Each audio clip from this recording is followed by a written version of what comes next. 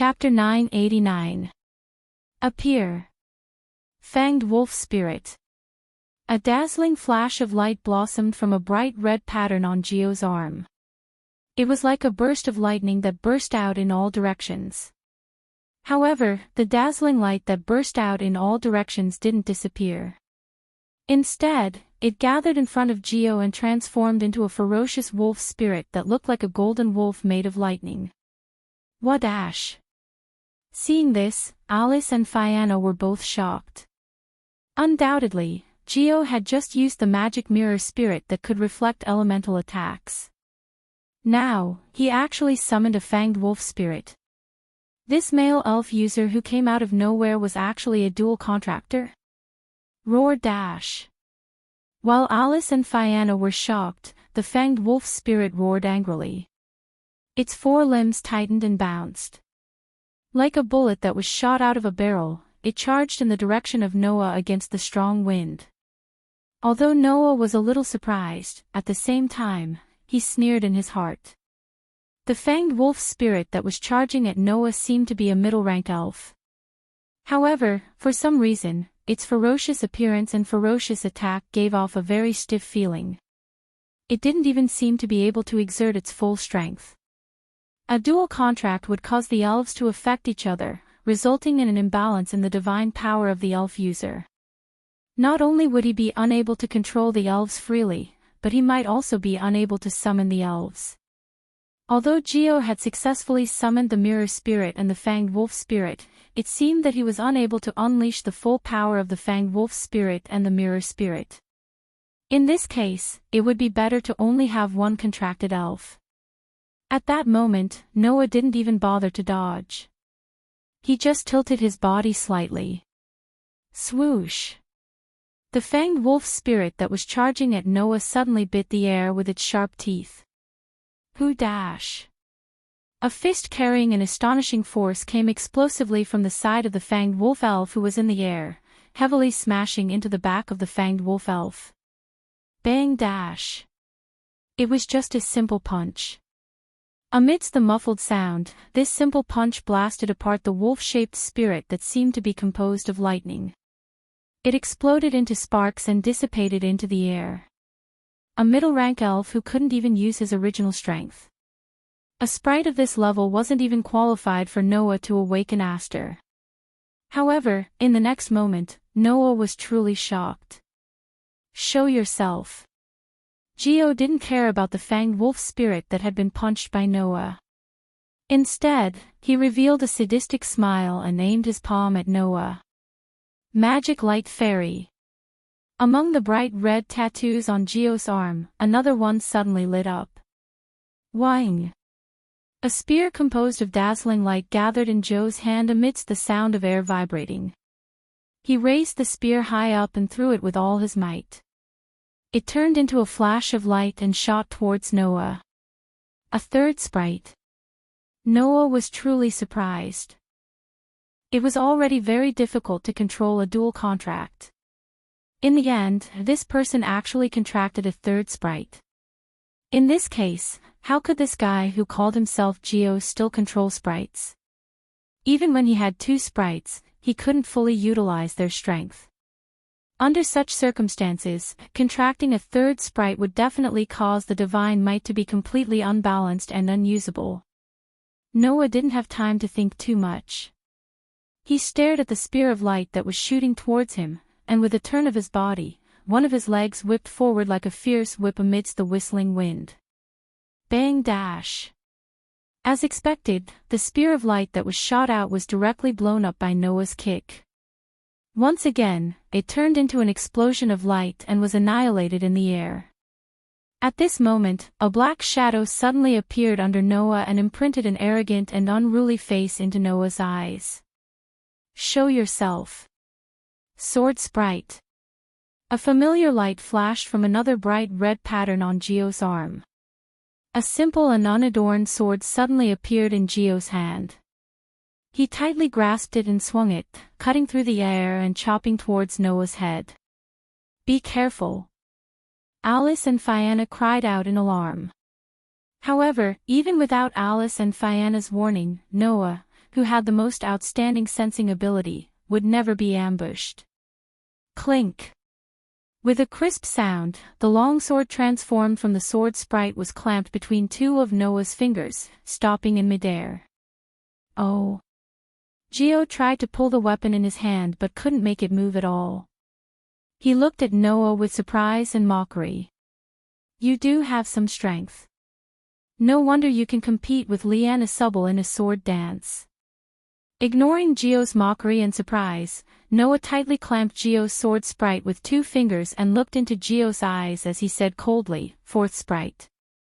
The 4th sprite. You've contracted so many sprites, yet you're still able to summon them and use them in battle. That's pretty good. Although the dual contract would cause the fairies to affect each other and cause an imbalance in the divine aura, greatly reducing the fairies' power and making it impossible for them to be summoned, there was no lack of talented fairies in this world. Being able to freely command 2 sprites under the condition of concluding a dual contract, and being able to fully display the power of the 2 sprites to the sprite user, that also existed. However, a triple contract was too rare. Quadruple contracts were almost impossible to completely control the sprites. However, Geo used 4 sprites in total.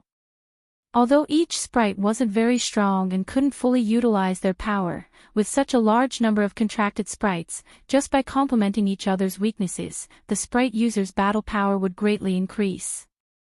This male sprite user who came out of nowhere had such an ability. Ha! There's nothing to be surprised about, right? Geo continuously exerted force on the sword sprite in his hand and the corner of his mouth cracked into an arrogant smile. Demon King Solomon can control the 72 pillar sprites.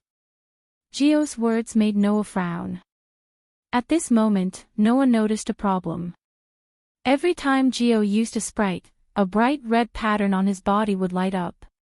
The bright red patterns on Geo's body had been engraved all over his body and there was no way to count them. Thinking of this, Noah said in surprise. Could it be, didn't I say it before? Geo sneered. I'm the successor of the Demon King. After speaking, Geo threw away the weapon in his hand and jumped away. Show yourself. Wind sprite. A violent whirlwind with Geo as the center suddenly shook and expanded in all directions. In an instant, it attacked Noah who wasn't too far away from Geo. Alice, who wasn't too far away, was suddenly hit by the violent whirlwind and was directly sent flying. Noah, on the other hand, stood firm in the midst of the gale. His uniform fluttered in the wind, and his bangs swayed with all his might. However, it could not block Noah's gaze that was beginning to turn cold. Then, such a sentence reverberated from the center of the hurricane-like violent whirlwind and clearly drilled into everyone's ears. The successor of the Demon King. Who are you trying to fool? The moment the words fell, Noah's feet suddenly landed in the violent whirlwind. With a muffled bang, he turned into an arrow that left the bow and rushed out of the eye of the hurricane against the raging violent whirlwind. He flashed in front of the retreating Geo. Geo didn't even have the chance to react before a punch with astonishing force suddenly imprinted on his chest. Bang! With a muffled sound, Geo's body flew backward and heavily smashed into the ground not far away. Do you deserve to be called the Demon King? Looking at Geo who fell to the ground, Noah curled his lips and smiled. If the Demon King is as easy to deal with as you, I don't have to worry about how to deal with the strongest sword dancer. The Demon King referred to the elf envoy who inherited the power of the Dark Elf King. If the Elf King's power was only at this level, Noah really didn't have to worry about it. Chapter 990. King Solomon was an elven envoy who had inherited the power of the Dark Elven King. According to Lost Tea, the power that King Solomon had inherited from the Dark Elven King had awakened in an incomplete form. It devoured Solomon, the first male elven envoy in history, and turned him into a lump of resentment. Even in this incomplete state of awakening, Solomon still had the ability to bring calamitous terror to the entire continent. One could only imagine how powerful the Elven King was. No matter how many elves Geo could summon, if he only had this level of power, not to mention the successor of the Demon King, even Grey and Vath could easily take him down. More importantly, Noah had already met the true successor of the Demon King, and he had even faced him. Therefore, Noah didn't believe Geo's words at all. Moreover, Noah also noticed something very strange. Logically speaking, even if the level and power of the elves aren't very high, it would still take a lot of divine power to summon 4 or 5 elves in a row. Noah looked straight at Geo. But, from the beginning to the end, you've only been summoning elves, and there wasn't a single trace of divine might on you. That was too strange. Divine might was the energy that elven envoys had to consume when using the power of elves.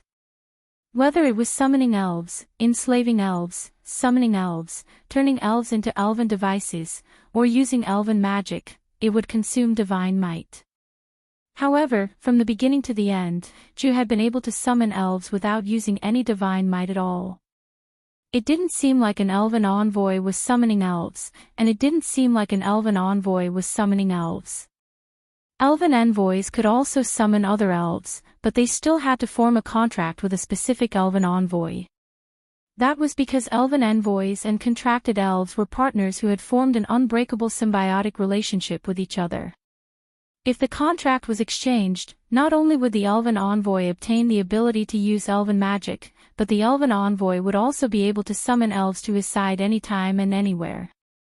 When the elven envoy grew, the contracted elves would also grow accordingly. If the contract was not exchanged, not only would the sprite not be able to grow, it would also be unable to fully unleash the power of the sprite and control it freely. Therefore, even if they could enslave other fairies, the elven envoy would still enter into a contract with one of them. That wasn't just because of the relationship between the elf user and the contracted elf being able to grow together. In battle, the divine aura energy of the elf master and the contracted elf master could even combine with each other to unleash a power that was greater than 1 + 1. Just like Noah and Aster. Only when one had a contract with a spirit could one display the true power of a spirit user. You didn't even use your divine power from the beginning to the end, but you were able to summon spirits and use them in battle.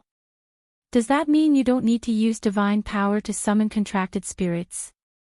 Noah looked at Geo, who had a terrible expression on his face. Can I assume that you're simply using other means to release the spirits that don't belong to you? Lying on the ground and clutching his chest, Geo's expression changed. It can't be. Fianna, who poked her head out of Alice's room, exclaimed in shock. In other words, those spirits aren't contracted to him at all. He's simply releasing the spirits. Alice, who had been sent flying by the storm earlier, asked with uncertainty as she floated in mid-air with the help of her elven magic. Could it be that those spirits are all sealed spirits? At first, Noah thought that the bright red patterns that covered Geo's body were the imprints of his spirits. However, if Geo didn't have any divine power at all, and didn't enter into a contract with any spirits, those bright red patterns couldn't be the imprints of the spirits. In that case, the only explanation was that those bright red patterns were merely a seal. It was used to seal sprites and simply release them, creating the illusion that multiple sprites were being controlled. In that case, Geo wasn't even an elf envoy, let alone a demon king. Impossible. Alice couldn't help but exclaim. If he's simply releasing the sealed spirits, how did he control them? The one who answered this question was none other than Geo himself. That's because I have the power to control them. Holding his aching chest, Geo stood up from the ground with difficulty and let out a gloomy laugh as he opened one of his hands. There was a red gemstone in the shape of a magatama lying on that hand. That's... Fianna covered her mouth and exclaimed in shock. Blood of the Elf King. What? Alice's face was filled with shock. Not only Alice, but Noah, who had clearly heard Fianna's voice, frowned and stared at the red magatama in Geo's hand. In this world, there was a very special stone. It was an ore that could seal the spirits and a part of their power within it, and release the power of the spirits within to temporarily use the power of the spirits. That ore was called the elven organ. The so-called blood of the elf king was a type of elven organ. Moreover, it was a very special type even among the elven ores. It was a very special elven ore that could only be mined in the holy realm of the elemental spirits world. Its function was basically the same as the elven organ. However, ordinary elven ores could only seal the power of low-ranking spirits or middle-ranking spirits. The blood of the elf king, on the other hand, could seal a part of the power of high-ranking spirits and unleash an extremely powerful effect. Because of this, the blood of the elf king could be said to be a national treasure. Even if one had money or power, they might not be able to buy it. Not to mention other things, even Alice, a direct descendant of the Frangelto family, couldn't get her hands on this national treasure. This fake elven envoy who came from God knows where actually had such a national treasure-level treasure. This is the source of my power. Holding the elf king's blood that looked like a jade hook, Geo laughed arrogantly. Sealed in it is the most powerful spirit that can control a large number of spirits, the Mad King spirit. I see. Noah sneered. It's because of the power of the Mad King's elves that you came up with the idea of sealing a large number of elves on your body and simply releasing them for use in battle, am I right? It doesn't matter what method I use. As long as I can get the same power as the legendary Demon King, that's enough. Geo glared at Noah angrily. I'm the real Demon King's descendant. As long as I defeat you, a male elf envoy that came out of nowhere, no one will suspect me. The reason why Geo targeted Noah was that Noah had the ability to be an elf envoy. It wasn't because of jealousy, nor was it because he had no other choice. It was because there was only one male elf envoy in history, and Noah, who was also a male elf envoy, naturally gave people the feeling that he was the Demon King's descendant. This was something that Geo didn't want to see. This stupid and ignorant man had always thought of himself as the real Demon King. Only I can become the Demon King. Geo sneered. A bright red pattern on his body lit up and turned into a sharp steel sword that fell into his hand. I'll kill you and use this to prove that I'm the real Demon King. After saying that, Geo stomped on the ground and shot toward Noah like an arrow. The steel sword in his hand turned into a beam of cold light, cutting through the air and slashing toward Noah's body. Stupid guy. Noah's eyes turned cold, and his body began to surge with some divine power. Just as Noah and Geo were about to collide, an extremely cold voice resounded in the entire space. I can't stand watching this anymore. When this extremely cold voice rang out in the air, everyone present was stunned. Only Noah seemed to have sensed something before the voice sounded. He tapped the ground with the tip of his foot and retreated quickly. Buzz! Almost at the same time, a vibration reverberated in the air. It was the sound of cannons raining down from the sky like meteors. Chapter 991. In the dark moonlit night, the fierce cannon fire that fell from the sky like raindrops illuminated the entire darkness. Amidst the vibrations in the air, the cannon fire suddenly poured down toward the courtyard in front of the mole-class dormitory. Dong! Everyone only felt a flash of light descend from the sky and suddenly land in front of them. Immediately, a wild and violent impact that shook the sky exploded on the courtyard, lifting layers of wind. It was like a stormy sea that spread in all directions. Geo didn't even have time to react before he was directly submerged by the fierce cannon fire that fell from the sky. Noah had already retreated in time before that. When the violent impact swept in front of him like a stormy wave, he simply relaxed his body and took advantage of the strong winds to lightly float away. As for Alice, who relied on the elven magic of the wind attribute to float in the air, and Fianna, who had been hiding in Alice's room, were blown by the violent wind. They could only raise their hands to block in front of themselves and let out an imperceptible groan of anguish. After an unknown amount of time, the violent wind that shook the surroundings slowly calmed down and gradually calmed down. However, the courtyard in front of the mole class dormitory had greatly changed. The ground looked as if it was scorched. Not only were there scorch marks everywhere, but there were also wisps of light smoke rising from it. In the courtyard, whether it was the fountain, the trees, or the flower beds, everything was destroyed by that round of fierce cannon fire, turning into waves of ruins and debris. As for Geo, his whole body looked as if it had been burned. Lying in the middle of the ruins, it was unknown whether he was still alive or not. Alice and Fianna looked at the terrible scene in front of them and were stunned for a moment. Their minds became blank. Only Noah, riding the strong winds, landed lightly on the ground, and raised his head to look at the sky. At the next moment, a scene that even Noah couldn't help but surprise him appeared before his eyes.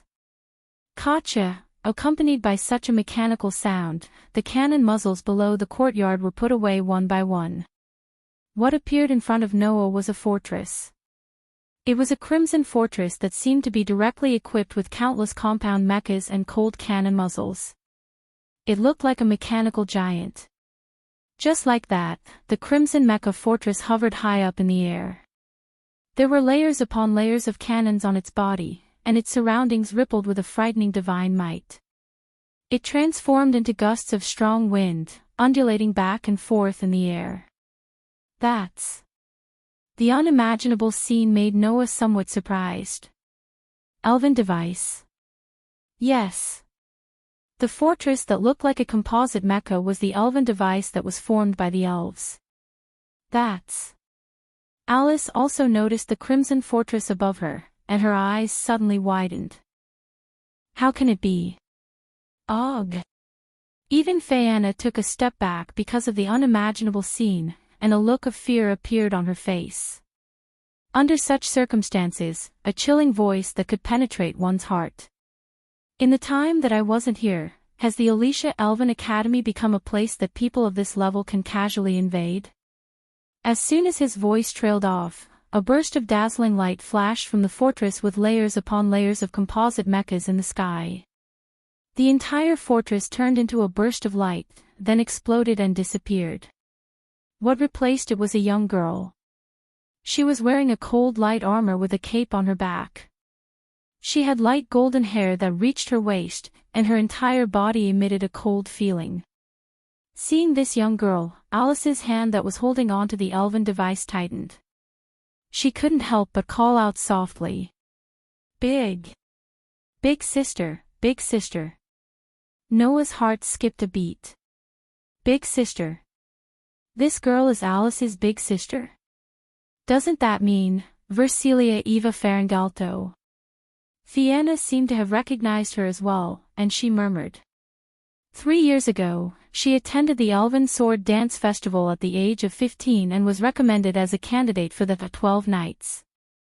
She is the adopted daughter of the Faringelto family of the Silent Fortress, is that her? Noah looked at Versilia, who was floating in the air, and his eyes flashed. 3 years ago at the Elven Sword Dance Festival, she was defeated by Rena Subble in one hit. She was the strongest elven envoy in the academy who occupied the first place on the academy rankings by herself. Under the gazes of Noah, Alice, and Fianna, Versilia's cape fluttered in the wind. She slowly descended to the ground. After a while, with the powerful sound of metal boots landing on the ground, she landed in the messy courtyard. In front of Versilia, Geo was lying on the ground as if he had been burned. A fake elven envoy who used the power of the Elven King's blood to enslave elves. Versilia glanced at Geo, who was lying on the ground, and then turned her head to look at Alice. She spoke coldly. You can't even deal with this kind of trash. Alice, are you worthy of being a knight of the Faringelto family? Alice couldn't help but stiffen under Versilia's cold gaze. Her face paled, but she gritted her teeth and looked straight at Versilia. Sister, why are you here? The strongest elven envoy in the Elven Academy, Alice's adopted sister, who was also known as the Silent Fortress. Recently, she should have accepted the high-level mission of annihilating the demon elves and left the academy. In terms of time, even if Versilia could annihilate the demon elves by herself, she shouldn't have been able to complete it so quickly. But now, Versilia had suddenly appeared in the academy. It's nothing. I just heard some unexpected news and sped up the mission, so I rushed back overnight. Versilia's face was cold, but her tone had changed slightly. Let me ask you, Alice. Did Liana Subble really come to the academy? Hearing Versilia's words, everyone who knew about Versilia immediately understood what was going on. 3 years ago, Versilia had high hopes for her. She stepped onto the stage of the Elven Sword Dance Festival at a young age and was even chosen as a substitute for the 12 Knight Generals. However, she was defeated in the preliminary round of the Elven Sword Dance Festival. The most powerful Elven maiden defeated Versilia with one strike and forced her to step down from the stage of the Elven Sword Dance Festival. Therefore, when Versilia heard that Rina Subble had appeared in Alicia Elven Academy, she immediately increased the speed of her mission and even rushed back in the middle of the night. In other words, the reason why Versilia returned to the academy early was because of the appearance of the strongest sword dancer. Sister. Alice spoke in a deep voice. Lady Liana Subble did come to the Elven Academy, but she has already left. It doesn't matter. I just need to confirm the authenticity of the news that she came here. Versilia's eyes flashed with a frightening light. She turned her head and stared at Noah. However, if this news is accurate, then the news that a male Elven envoy recently transferred to the Elven Academy and used the same sword dance as Liana Subble to tie with the strongest sword dancer is also true. When these words came out of Versilia's mouth, Noah felt it. He felt that Versilia was staring at him. It was the joy of a skilled hunter who had found a suitable prey and the determination to challenge a powerful opponent to prove himself. To be able to fight to a draw with Liana Subble, to be honest, I really don't want to believe such nonsense, because no one understands her strength better than I do. Versilia slowly raised her hand in Noah's direction. So, you must prove your strength to me, male Elven envoy. As she spoke, a vast amount of divine might gathered in Versilia's hand like a dense fog. Elder sister. Alice was shocked. Even Fayanna almost cried out in surprise. However, just as Versilia, who had gathered her divine power, was about to launch an attack, Noah smiled. There was no trace of a smile in his laughter. Both of you are so arrogant to the point of looking for trouble. Do you really think I'm made of mud? Chapter 992. Ever since he came to this world, Noah had been met with a lot of trouble for no reason. Not to mention the various troubles brought about by his identity as a male Elven envoy. In less than a month since he came to this world, Noah had been picked on countless times. At first, Lestia was curious about Noah and took the initiative to lead a group of magical beasts to attack the Elven Academy. According to her, she wanted to see Noah's performance. At that time, Noah tolerated it. No matter what the reason was, Noah used this opportunity to summon Ashtar and obtain the power of a contract with an elf. With this result, Noah pretended not to see Lestia's little prank. Then, Lotus's strongest sword dancer suddenly came to his door and attacked Noah. Her motive was similar to Lestia's, she just wanted to see Noah's strength. At that time, Noah tolerated it. After all, because of the world fragment, Lotus's entire life changed. Not only did she become the strongest sword dancer, she also inherited the power of the Dark Elf King. Her life was destined not to be peaceful. Noah had to bear this responsibility. Therefore, Noah willingly accepted Lotus's attack and didn't pursue it. And today, Geo, this fake Elven envoy who came out of nowhere, came looking for Noah, and directly came for Noah. It was all because of his ridiculous identity as the Demon King's successor. From this moment on, Noah was on the verge of exploding. Noah had always been a domineering person. If others were good to Noah, then Noah would naturally be good to them. If others were bad to Noah, then Noah would only treat them in an even worse way. Previously, Lotus and Lestia were picking on him for no reason. Because of their original reasons, Noah tolerated it. But what kind of person was this Gio Inzaghi? Why did Noah have to be obedient and let them pick on him? If not for the fact that Versilia had dealt with Gio, that idiot would have had to endure all of Noah's sufferings during this period of time. But now, not only did Versilia snatch Noah's prey, but she also planned to pick a fight with Noah like the others before her. The reason was that she wanted to see Noah's strength. You want to see my strength? Like the calm before the storm, an extremely oppressive atmosphere spread out along with Noah's voice. Noah looked at Versilia, his dark eyes flashing with a cold light. Are you that curious about my strength? If you want to see it, then I don't mind letting you see it. Along with this sentence, a terrifying pressure pressed down on everyone's hearts like an invisible heavy hammer. But this time, I won't hold back. At this moment, everyone present, including Versilia, felt a palpitating pressure from Noah's words. Feeling the astonishing pressure, no one doubted it at all. Once Versilia made a move, the situation would escalate to an uncontrollable level. Noah! Noah! Alice and Fayanna looked at Noah, who was exuding a terrifying pressure, with fear in their eyes. You! Versilia's face darkened, and her eyes were filled with an unprecedented seriousness. The divine might that had gathered in Versilia's hands suddenly disappeared. It wasn't because Versilia was afraid. Instead, the terrifying pressure emanating from Noah's body was enough for Versilia to understand what was going on. This male elven user in front of her was definitely not someone she could easily crush. This person's strength was probably quite terrifying. Looks like the rumors aren't baseless. Versilia stared at Noah and suddenly sneered.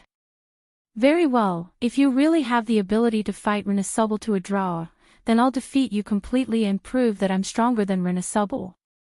After saying that, Versilia looked around. Around her, a series of hurried footsteps could be heard. Even in the dormitory of the mole class, there was a commotion and clamor. The commotion in front wasn't very big, so not many people discovered Ju's invasion. However, when Versilia appeared, she mercilessly bombarded the entire courtyard with cannon fire. With such a huge commotion, it was impossible not to attract attention. Versilia looked directly at Noah and said in a powerful voice. Looks like we won't be fighting today, but we'll have to fight sooner or later. As long as you and I both participate in the Elven Sword Dance Festival and fight Renasubal. After saying that, Versilia flung her cloak, turned around, and walked towards the door of the mole class dormitory. Seeing that Versilia had chosen to retreat and left behind a declaration of war, Noah frowned slightly. How troublesome. Why don't we just settle it here? Although that was what he thought, Noah didn't really intend to use all his strength. Otherwise, Alicia Elven Academy might not be able to survive. Elven Academy, Elven Academy. Noah and Fayanna stood side by side outside the dean's office. Not long after, a series of hurried footsteps could be heard, causing Noah and Fayanna to look over. They saw Claire and Linley running over from the corner of the corridor. Moreover, Claire's hair was still wet, as if she had just finished bathing. Behind Linley was Carol, who seemed to be in a hurry. Are you okay? As soon as they arrived, Claire and Linley spoke at almost the same time.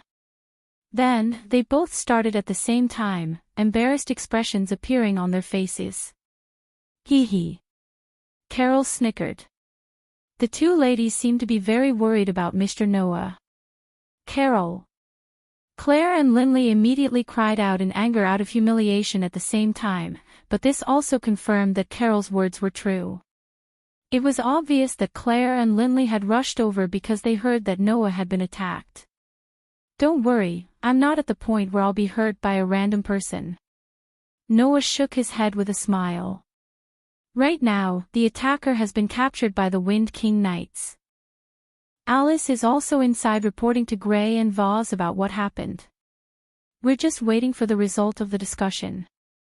Is that so? Claire and Linley both let out a sigh of relief.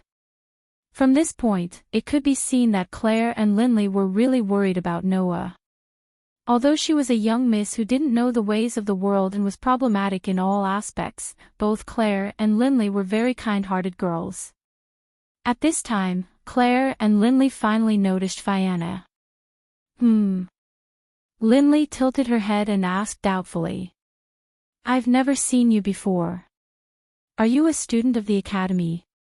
However, Fianna didn't pay any attention to Linley. Instead, she stared closely at Claire, an unprecedented seriousness appearing on her face. Claire felt a little uncomfortable being stared at by Fianna. You. Why do you keep looking at me? Fianna didn't answer Claire's question and instead said so. You're Claire Lucio, right? Yes. Yes. Claire raised her eyebrows and stared back as if unwilling to show weakness. Is there a problem? Fianna didn't say anything and only stared at Claire, causing the atmosphere to become heavy all of a sudden. At this time, the door to the dean's office opened and Alice walked out, attracting everyone's attention. Noah went straight to the point and asked, "How is it?" The dean will send people to investigate the identity and background of that Geo-Inzak. Alice met Noah's gaze and said to Noah, "He will be escorted by the knights and locked up in the imperial capital's prison." Is that so? Noah's furrowed brows relaxed. Geo-Inzak was only a minor character. Compared to such a minor character, it was better to pay more attention to that Versilia. Chapter 993. Versilia is back. On the way back to the dormitory, Claire and Linley were both surprised to hear the whole story from Noah, Alice, and Fianna. Why is that stronghold girl back? Linley asked in confusion.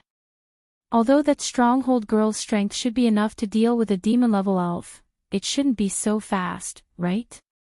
In fact, it had been almost a month since Versilia accepted the mission to slay the demon-level elves. However, it would take almost a month for her to travel from the Alicia Elven Academy to the location of the demon-level elf. Moreover, the opponent was a demon-level elf that couldn't be dealt with by anyone other than the 12 Knight Generals. It should have taken even longer to complete the mission. In the end, Versilia had shortened the time by quite a bit and returned to the Alicia Elven Academy ahead of time. It was no wonder that Claire and Linley were so surprised and confused. Alice could only shake her head and say this. Sister seemed to have heard the news that Renasubble had come to the Alicia Elven Academy. That's why she sped up the mission and rushed back overnight. Ever since the Elven Sword Dance Festival 3 years ago, Sister has always been obsessed with the strongest sword dancer. That was only natural. 3 years ago, Versilia had already been recommended as a candidate for the 12 Knight Generals. She even had the ability to step onto the stage of the Elven Sword Dance Festival at the age of 15. Her strength could be imagined. However, a powerful elven envoy like Versilia was defeated by Lotus in a single blow in the preliminary round. It was believed that anyone with a little bit of self-respect and self-confidence would become like Versilia if they were treated the same way. She rushed back as soon as she heard the news of Renasuble's appearance. Claire nodded thoughtfully. It seems that Versilia is more obsessed with Renasubble than we thought. After losing to Renasubble in one hit in the Elven Sword Dance Festival 3 years ago, Sister completely changed. Alice's voice became somewhat heavy. In the past, although Big Sister had always been very strict with herself and was very cold, her heart was actually quite gentle. Now, Big Sister is no longer the same as before. She blindly pursues strength, and her heart seems to have frozen. Only the thought of becoming stronger is left. Blindly pursues power. Only has the thought of becoming stronger left. Noah glanced at Claire and said with a smile that wasn't a smile. Indeed, there are a lot of people like that recently. What? You have other intentions. Claire turned her head away awkwardly, but she was still trying to be brave. I am not like Versilia. I only want to become the champion of the Elven Sword Dance Festival. I won't be so obsessed with one person. However, even Claire herself didn't quite believe her own words. After all, Claire only wanted to become the champion of the Elven Sword Dance Festival in order to find out why her sister betrayed the Elven King. From this point of view, Claire was actually the same as Versilia. They were both obsessed with obtaining power for the sake of a certain person. Claire, who knew her own limits, hurriedly changed the topic. Right, since Alice's roommate, Versilia, has returned, then where is Noah staying now? As soon as these words came out, everyone's footsteps stopped. Including Claire herself. Originally, Claire had just said it casually. However, after thinking about it carefully, this question was indeed a problem. I almost forgot that Versilia and Alice are roommates in the same dorm. Noah smiled bitterly. In that case, I really can't stay in Alice's room anymore. Versilia was obviously someone who wouldn't allow a man to stay in her room. And Noah was still upset with Versilia for finding fault with him previously. If they met in the dormitory of the mole class, then this time, they would definitely have a big fight, right? Everyone present understood this.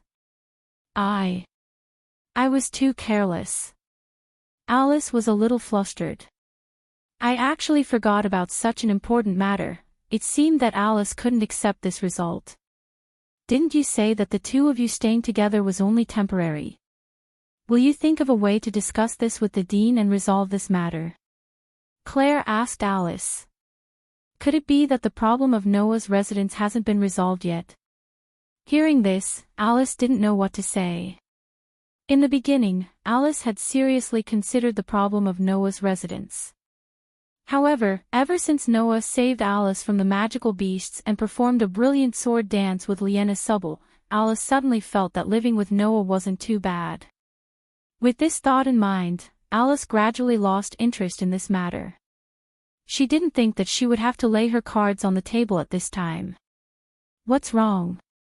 Seeing that Alice's expression was a little stiff, Noah's face turned bitter. Could it be that this problem hasn't been resolved yet? Alice's expression started to become unnatural. You're still a dangerous person after all. How can I not watch over you personally? What dangerous person? Noah narrowed his eyes, looking annoyed. You can't be thinking that I'll sneak into another student's room in the middle of the night to do something despicable, right? Just in case. Alice glared at Noah. I'm the leader of the Knights Regiment. I have to be strict with myself. Even if there's only a slight possibility, I have to be vigilant against you. Noah covered his face, speechless. Hee. At this time, the silent Fianna suddenly laughed. Without any warning, Fianna suddenly reached out and hugged one of Noah's arms, leaning her whole body on it. Claire, Lindsley, and Alice were all shaken at the same time. Your Highness. Noah opened his eyes wide and said in shock. What are you playing at this time? Finally, we still have to use the plan I proposed before. Fianna laughed mischievously. Let's live together. Wah. This time, Claire, Lindsley, and Alice's expressions all froze. Seeing this, Noah suddenly had an ominous feeling in his heart. This development was a little bad. No. Sure enough, Claire, Lindsley, and Alice all loudly refuted at the same time. Not pure. Claire blushed as she shouted. It's really too impure. Looking at Claire's blushing face, Noah was certain that this girl was indulging in her own delusions of grandeur. Didn't you say that you're in the same room as Claire? Lindsley put one hand on her waist and pointed at Fianna with the other. Since you're in the same room as Claire, isn't that the same as letting Noah live with Claire? I can't accept it. Noah was sure that the reason she couldn't accept it was not that Lindsley was worried that he would do something to Claire, but that Lindsley's sense of competition for Claire had inexplicably appeared again. You want me to watch you invade another girl's room? Alice put her hand on the hilt of the sword at her waist, but there were tears in the corners of her eyes, as if she had been abandoned. I definitely won't allow it. Why did it become invading another girl's room? Undoubtedly, Noah hadn't expressed his opinion from the beginning to the end, right? Is that so? Fianna had an innocent expression. Then, do you want to see our student Noah in the wilderness, being exposed to the sun and rain without even a place to stay? Claire, Linley, and Alice were at a loss for words. Hee. Fianna tightly hugged Noah's hand and said with a smile. Then it's decided. Feeling the princess' soft body tightly hugging his arm, Noah really wanted to say this. I haven't even expressed my opinion yet, right? Don't make a decision on your own, okay? Chapter 994. Although it was the Crow class with many problematic children, the treatment of the students of the Crow class was no different from that of the Mole class. In terms of dormitories, the scale of both classes was almost the same. However, Noah had once wondered if the dormitory of the Elven Academy was a little too luxurious in terms of dormitories. Because from the outside, it didn't look like a dormitory at all, but more like a luxurious mansion. Now, Noah had arrived in front of the luxurious dormitory of the Crow class. In other words, in the end, Noah decided to stay in the Crow class dormitory for the time being. However, the room that Noah planned to stay in wasn't the room that Claire and Viviana were in. Humph. Linley proudly raised her head and puffed out her chest, looking like a winner. Sure enough, in the end, it's still my overwhelming victory. Ugh. Viviana, who was acting like everything was under her control, pouted her lips unwillingly and looked at Noah with hidden bitterness. Why don't you stay with me? Don't tell me you hate the licentious princess. Although I've never thought of living with you, losing to Lynn Silei is still something I can't accept. Claire also seemed to be unable to let it go, especially when she saw Linley's triumphant look. She gnashed her teeth and glared at Noah. Why did you choose Linley? Which part of me can't compare to this woman? Hearing Claire's words, Noah was speechless. Although strictly speaking, this sentence could not be said to be wrong. But if it was heard by someone who didn't know, they would definitely think of Pian. On the contrary, Linley brushed her waist-length golden hair and said calmly, You're asking the obvious. Claire Lucio, of course it's because I'm better than you in every aspect. That's why Noah chose me. No, you're mistaken. Noah couldn't help but correct her. I just think that living with you is the least tiring way for me. Noah didn't know why Viviana was so enthusiastic about him. And whether Viviana was serious or just playing around, Noah also didn't know. However, Noah didn't know much about Viviana, but Noah already had a certain degree of understanding about Claire. To put it simply, this girl was more innocent than Alice, and more violent than Alice. If he stayed in Claire's room, even if he didn't consider Princess Fianna, Noah could predict that under Claire's sensitive and pure character, he would definitely suffer much more torment and noise than when he stayed in Alice's room. On the contrary, Linley didn't show any excessive reaction to Noah from the beginning. This might be because of her pride, but at least, this precondition, there wouldn't be any commotion. This was Noah's consideration. Besides, isn't she the only one living in Linley's room? Noah shrugged. Then, it's normal for me to stay in Linley's room, right? There were two things that were wrong here. First, it wasn't normal for a man to live in a woman's dormitory.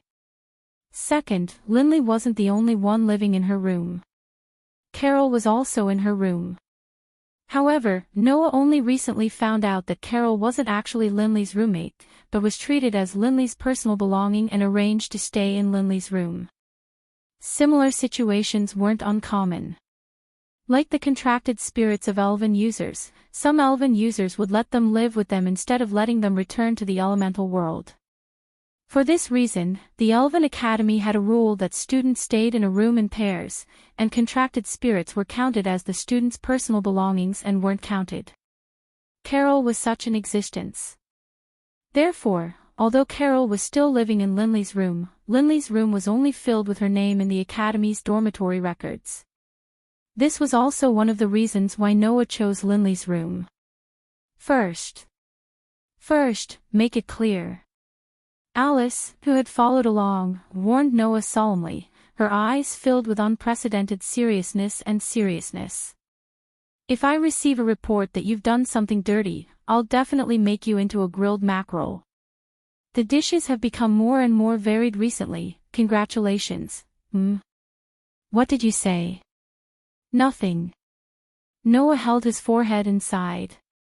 All right, it's getting late, let's all go back and rest. With that, Noah simply pulled Linley's hand and walked in the direction of the dormitory. "Aw!" Linley let out a small cry, her pretty face blushing. "Ugh!" Claire, Fayanna, and Alice glared at Noah's back, gnashing their teeth. Only Carol chuckled and followed, running in front to lead the way. "Please come in." In front of a door, Carol opened the door and welcomed Noah in with a smile. "This is my room with the eldest Mississippi." Oh. Noah walked into Linley's room and looked around. In terms of size and decoration, Linley's room wasn't much different from Alice's room. The difference was that Alice's room had dolls and was decorated with pink carpets, very girlish, while Linley's room had very tasteful decorations and furniture, full of elegance. "It's a very tasteful room," Noah praised. "It should be very comfortable to stay here." Hearing this, Linley, who had been waiting nervously for Noah's evaluation, immediately became happy, as if she was relieved, and a confident smile hung on her face. As the eldest daughter of the Lorenfrost family, this is a given. With that, Linley touched the edge of the wardrobe next to her and frowned slightly. "However, I haven't cleaned the room today, so it's a little dusty.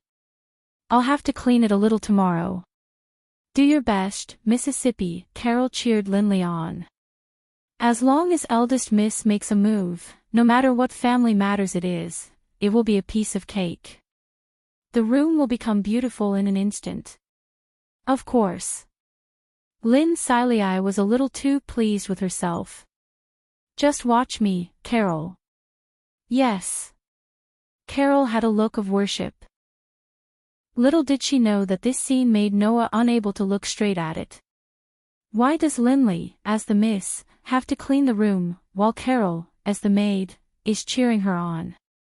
"What are you talking about?" Linley said discontentedly. "How can I let Carol do the housework? What if Carol's hands become rough? What about you?" Noah's eyelids twitched. "Won't your hands become rough? I'm Linley of the Ice Demon, and the Water Fairies are all my friends." Linley once again raised her head and puffed out her chest. "How can my hands become rough?" "Don't say it, Mississippi," Carol urged. "My stomach is almost flat from hunger, hurry up and cook for me." "Sorry, I almost forgot." Linley seemed to have been awakened. She walked into the room, picked up an apron, and said to Noah while putting it on. "You haven't eaten yet, right? I'll make one for you while I'm at it." Thank you." Noah looked at Carol, who was standing at the side and smiling at Linley, and laughed dryly. You're really not going to help your miss?" Carol looked as if the sky was falling down. "Why?" "I'm the one who wants to ask you why." Noah finally couldn't help but ridicule. "You're a maid, right? Don't you have to take on work?" "Who said I don't?" Carol's face tensed up. "I'm taking on very important work." "Oh?" Noah asked. "What is it?" Carol said with a serious face. "Of course it's to help the miss appraise the quality of the dishes." The corner of Noah's mouth twitched fiercely, and it was the kind that couldn't be stopped. After a long while, he turned his head and spoke as if he had given up. "Is that so? That's really amazing. Really amazing. To be able to be so useless as a maid, Carol was indeed quite amazing." Chapter 995. It had been a long time since Noah had a dream. He had a dream of the final battle between the saintess and the demon king. It was as if he wanted to make up for all the previous dreams. Today, Noah once again watched the entire process of the final battle between the saintess and the demon king from the perspective of the emperor. It was as if he wanted to finish the rest of the performance. Noah saw the saddest memory in his contracted sprite's life. Poochie. In the depths of the dark fortress, the dazzling silver holy sword that illuminated the space and dispelled the darkness directly pierced through the heart of the demon king, who was burning with black flames all over his body, emitting an extremely cold light. Roah. With his heart pierced through, his entire body was enveloped by the radiance of the demon slayer. He had already turned into a lump of resentment, and the demon king, who had lost all rationality, let out a hair-raising roar. Clang! The vorpal sword, which belonged to the strongest sword dancer in the demon king's hand, fell to the ground with a crisp sound. The spirit engravings that were branded on the demon king's body, representing the 72 spirit pillars that he had enslaved, were gradually annihilated under the strong light, disappearing without a trace. It was just like what was mentioned in the legends. The demon slayer, which possessed a terrifying resistance to curses that could even break the contract between spirits and spirit users, directly dispelled the contract between the demon king and the 72 spirit pillars that he had enslaved, freeing all of the demon king's spirits. Under this strong light, the demon king, who was like a lump of resentment, seemed to be purified and gradually dissipated. Not long after, he completely disappeared from this world. The saintess, Alicia, who was holding the demon slayer, was pale and powerless as she sat on the ground. She had a duel to the death with the demon king who had inherited the power of the dark elf king. Even if the other party was just a lump of resentment that had not fully awakened, he was still a terrifying opponent. Although she did not suffer any serious injuries, Alicia's divine power had long been exhausted, and her eyes were filled with deep fatigue. Clang! The demon slayer, in Alicia's hand, lit up and gradually turned into a human figure amidst a burst of light particles. That was the true form of the demon slayer, Aster. Master. Aster looked at his master. Although his face was expressionless, there was a hint of worry in his eyes. "Are you all right, Aster?" Alicia turned her gaze towards her contracted spirit. Looking at the extremely cute yet emotionless face of her contracted spirit, she smiled faintly. "Don't worry, I'm fine." However, not only was Aster not at ease, but his heart clenched. Alicia might not have noticed. She, who was known as the Saintess, had a sad and heartbreaking smile on her face at this moment. "Master." Aster's heart began to beat faster and he couldn't help but say, Are you really all right?" Alicia did not say anything else and only looked at Aster. It was as if she wanted to forever remember Aster's appearance in her heart. The smile on her face became more and more sorrowful. She looked as if she had a bad premonition, causing Aster to have an ominous premonition. Gotcha. Right at this moment, a strange sound came from Alicia's body. It was as if something was gradually condensing. Then, under Aster's expression, the Saintess, who had a sad smile on her face, began to gradually change from her ankles. Gradually, it condensed into a beautiful spirit or crystal. Gotcha, gotcha, gotcha. As the strange sound became more frequent, Alicia's body began to crystallize bit by bit, turning her soft body into a hard crystal. Moss. Master. Aster's expressionless face finally showed a panicked expression. Aster. Alicia placed her right hand that could still move on Aster's head. She still had that heart-wrenching smile on her face. don't show such an expression. I knew this would happen from the start. As she said this, Alicia's fingertips began to crystallize as well. At this moment, Aster finally saw it. On the back of Alicia's hand, the spirit mark that represented the unbreakable contract between her and Aster was shining brightly. It was not the holy white light that Aster's spirit equipment emitted. Instead, it was a black light that resembled the night sky. Aster understood when he saw this. Alicia's crystallization originated from herself. It originated from her contract with the strongest sword spirit. This was something that even Aster did not know about. Because, before meeting Alicia, Aster had never formed a contract with any spirit. Hence, at this moment, Aster understood. It was a curse. In the past, the curse was broken by the Demon Slayer. The Demon Slayer had the highest level of curse resistance. It was a spirit equipment that could eliminate all spirit magic and curses. However, those curses did not disappear from this world. Instead, they accumulated in the Demon Slayer.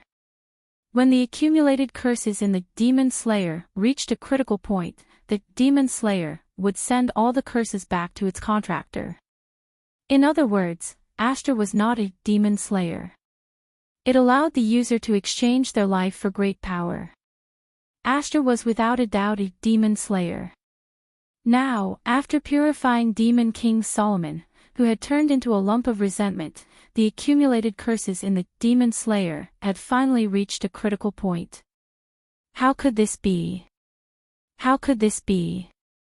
Aster's trembling hand held onto Alicia's hand that had gradually turned into a hard spirit ore.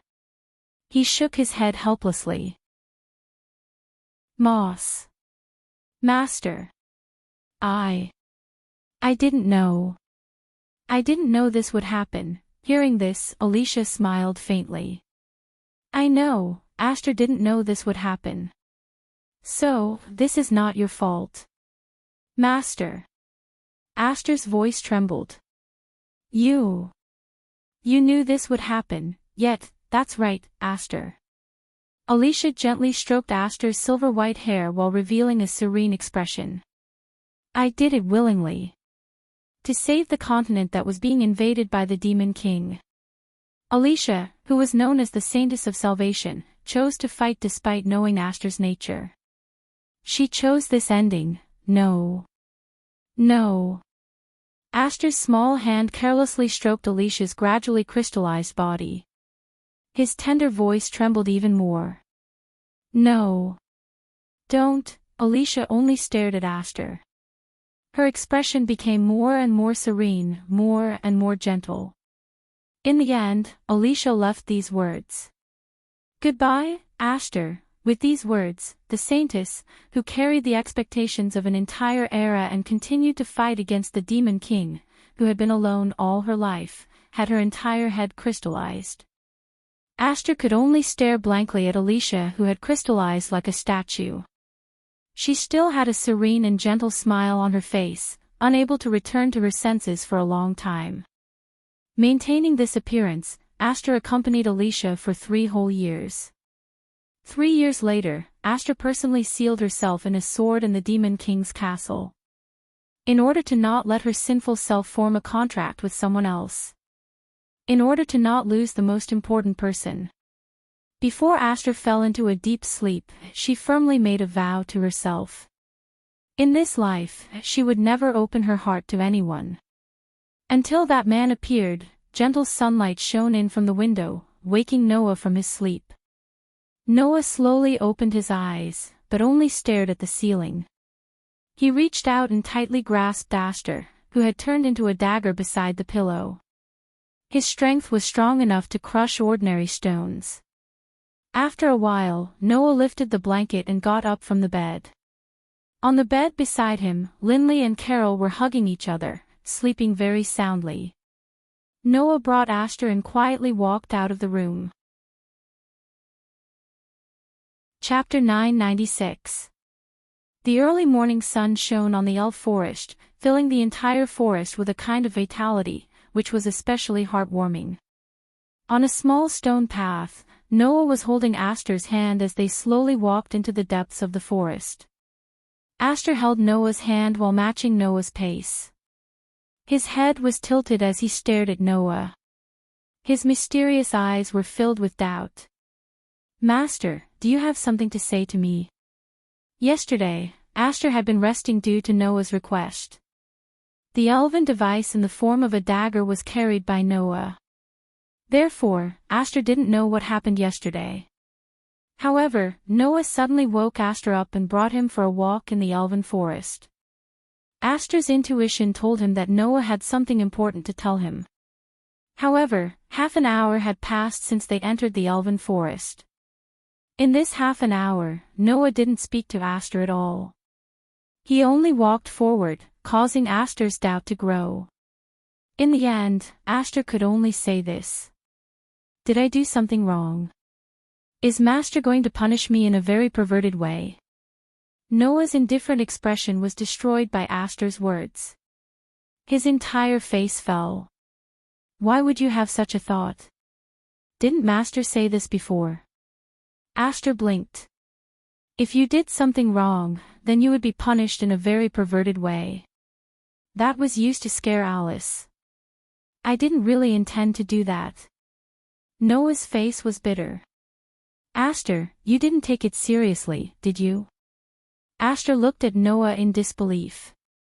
It was as if he was saying, "Isn't that so? All right." Noah sighed.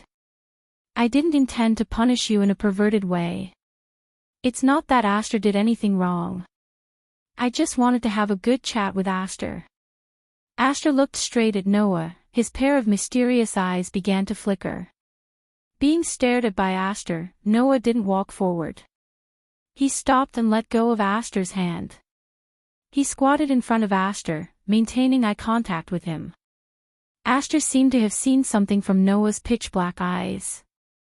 The indescribable expression in his eyes became more and more shaken. "Don't tell me you already know." Noah didn't answer immediately.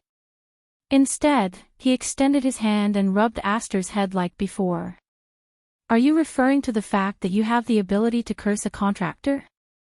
Aster fell silent after hearing this. "I saw it." Noah continued to rub Aster's head. His gaze didn't leave Aster's sight. "Your previous contractor, the Saintess of Salvation, Alicia's final outcome." Aster's eyes rippled with uncontrollable emotions.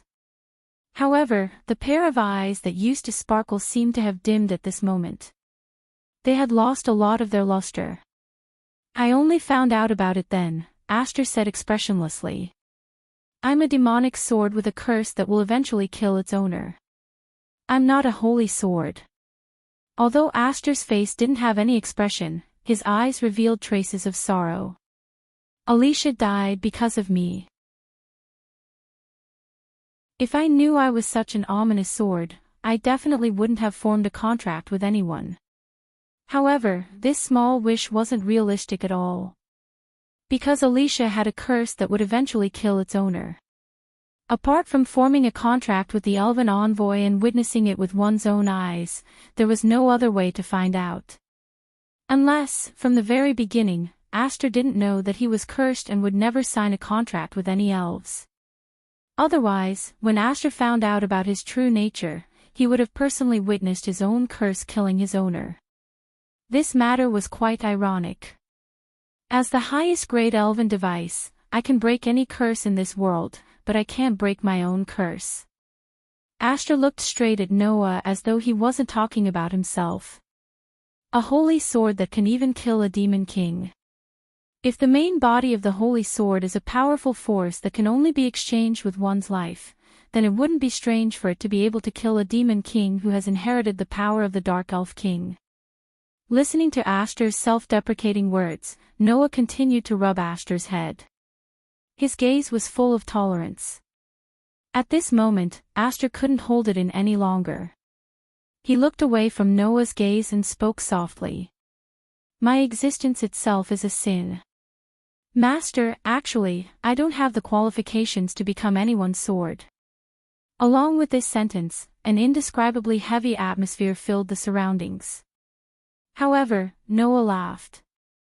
His laughter dispelled the heavy atmosphere in the surroundings. Is that what you really think? Noah looked straight at Aster. If that's what you really think, then why did you form a contract with me? Because. Aster's tone couldn't help but carry some emotions. Isn't it because Master is immune to all curses? Isn't it the same as me, or even higher than me? The legendary demon slayer indeed didn't have the qualifications to form a contract with any elven envoy. However, that was under the circumstance that it would eventually kill its owner. If the elven envoy had the ability to not be affected by curses, then what would happen? At that time, Aster, who intended to reject Noah's contract, couldn't help but accept Noah's contract when he found out that Noah had such resistance to curses. Furthermore, in order to carve the elven mark on Noah's body that could even nullify the elven contract, Aster had almost exhausted all of his strength to maintain his form. What did this prove? You must be very lonely, right? Noah said with some pity. Being sealed in the sword for days, Master. Aster's eyes wavered. Don't want to form a contract with anyone. That's just a lie. Noah exposed Aster's feelings. Otherwise, after knowing that I won't be affected by curses, you wouldn't have used up all your energy to engrave the elven engraving on me and form a contract with me. I know, you must be very lonely. Noah smiled and patted Aster's head. But, that ends here. In this world, there was no other elven envoy more suitable than Noah to form a contract with Aster. Because, Aster's curse couldn't affect Noah at all. You once said that you hope that I won't die before you, right? At this moment, Noah's tone was unusually gentle. Listen well, Aster, I definitely won't die. So, you have to be my sword forever and live happily, understand? Master. Aster raised his eyes and stared at Noah. His eyes lit up again. Then, Aster took a deep breath. His voice was unprecedentedly strong and powerful. Then, I ask Master to form a contract with me. You definitely won't die before me. Oath. That was a ceremony used to swear an oath between elves and elven envoys. The contents of the oath were decided by the two parties who intended to make the oath, and it was established under the witness of the ceremony. Once the oath was broken, the breaching party, no matter if it was the elven envoy or the elven envoy, would be severely punished. For example, if there was an elven envoy who broke the oath, that person would not be able to receive the blessings of the elven envoy for a long period of time, and would be hated by other elves. In serious cases, they would even lose the ability to summon elves. Because it was such an effective ceremony, the contents of the oath ceremony were even seen as a step to form a formal contract with a high-ranking elven envoy. And the content of the oath was that after making the oath, they would kiss each other. I hereby swear that I will live forever as your sword. Alice couldn't help but lean into Noah's embrace. She raised her chin and stared at Noah. So, please also make an oath that you definitely won't die before me. After he finished speaking, Aster closed his eyes and lifted his chin to look at Noah. When making the contract, although it had to be kissed for it to take effect, it didn't specify where it had to be kissed. Logically speaking, even kissing the back of the hand was enough to establish the oath. However, there was also an unwritten rule that when making the oath, the more important the location of the kiss, the stronger the effect of the oath. So, to Witch G, who had to maintain her purity, and the elves who only opened their hearts to Witch G, kissing the lips was definitely the most important location. It was obvious how much Aster valued this oath. Looking at the beautiful elven girl snuggling up in his arms and asking for a kiss from him, Noah did not have any evil thoughts in his heart. Instead, there was only endless pity and warmth. I also hereby swear that as long as Aster lives as my sword, I will never die before you. Leaving these words, Noah captured Aster's lips without hesitation. Chapter 997. Chirp, after an unknown amount of time, Noah finally let go of the extremely soft lips. He lowered his head and looked at Aster, who was nestled in his embrace. She opened her eyes and met his gaze. He suddenly smiled. Aster was still expressionless. However, this elf girl's eyes were filled with a mysterious feeling. Her lake-like clear spirit swayed as if she was reminiscing about something or was intoxicated by something. She didn't look away and just looked at Noah. Everything was understood without words. Just as the warm atmosphere spread between Noah and Aster, Noah's heart suddenly moved. He abruptly turned his head and looked to the side. Almost at the same time, a clear laughter like a silver bell echoed and entered Noah and Aster's ears. To be able to find a master who is so considerate of her, Miss Sacred Sword seems to be quite lucky this time. The sudden laughter woke Aster up and made her react. She turned her head and looked at the source of the voice. On a nearby tree, there was a young girl wearing a dark-colored dress. Her beautiful black waist-length hair swayed in the wind. She was like a fairy of the night. She was sitting on a tree branch with her little legs crossed. She was looking down at Noah and Aster. Her delicate face had an innocent and unfathomable smile. Aster's expressionless face carried an undetectable vigilance. Dark elf, the newcomer was Lustia. However, when Aster looked at Lustia, Noah's gaze went past her and stared at the bottom of the tree where Lustia was. There was another girl standing there. She was wearing an exotic costume similar to a witch's costume.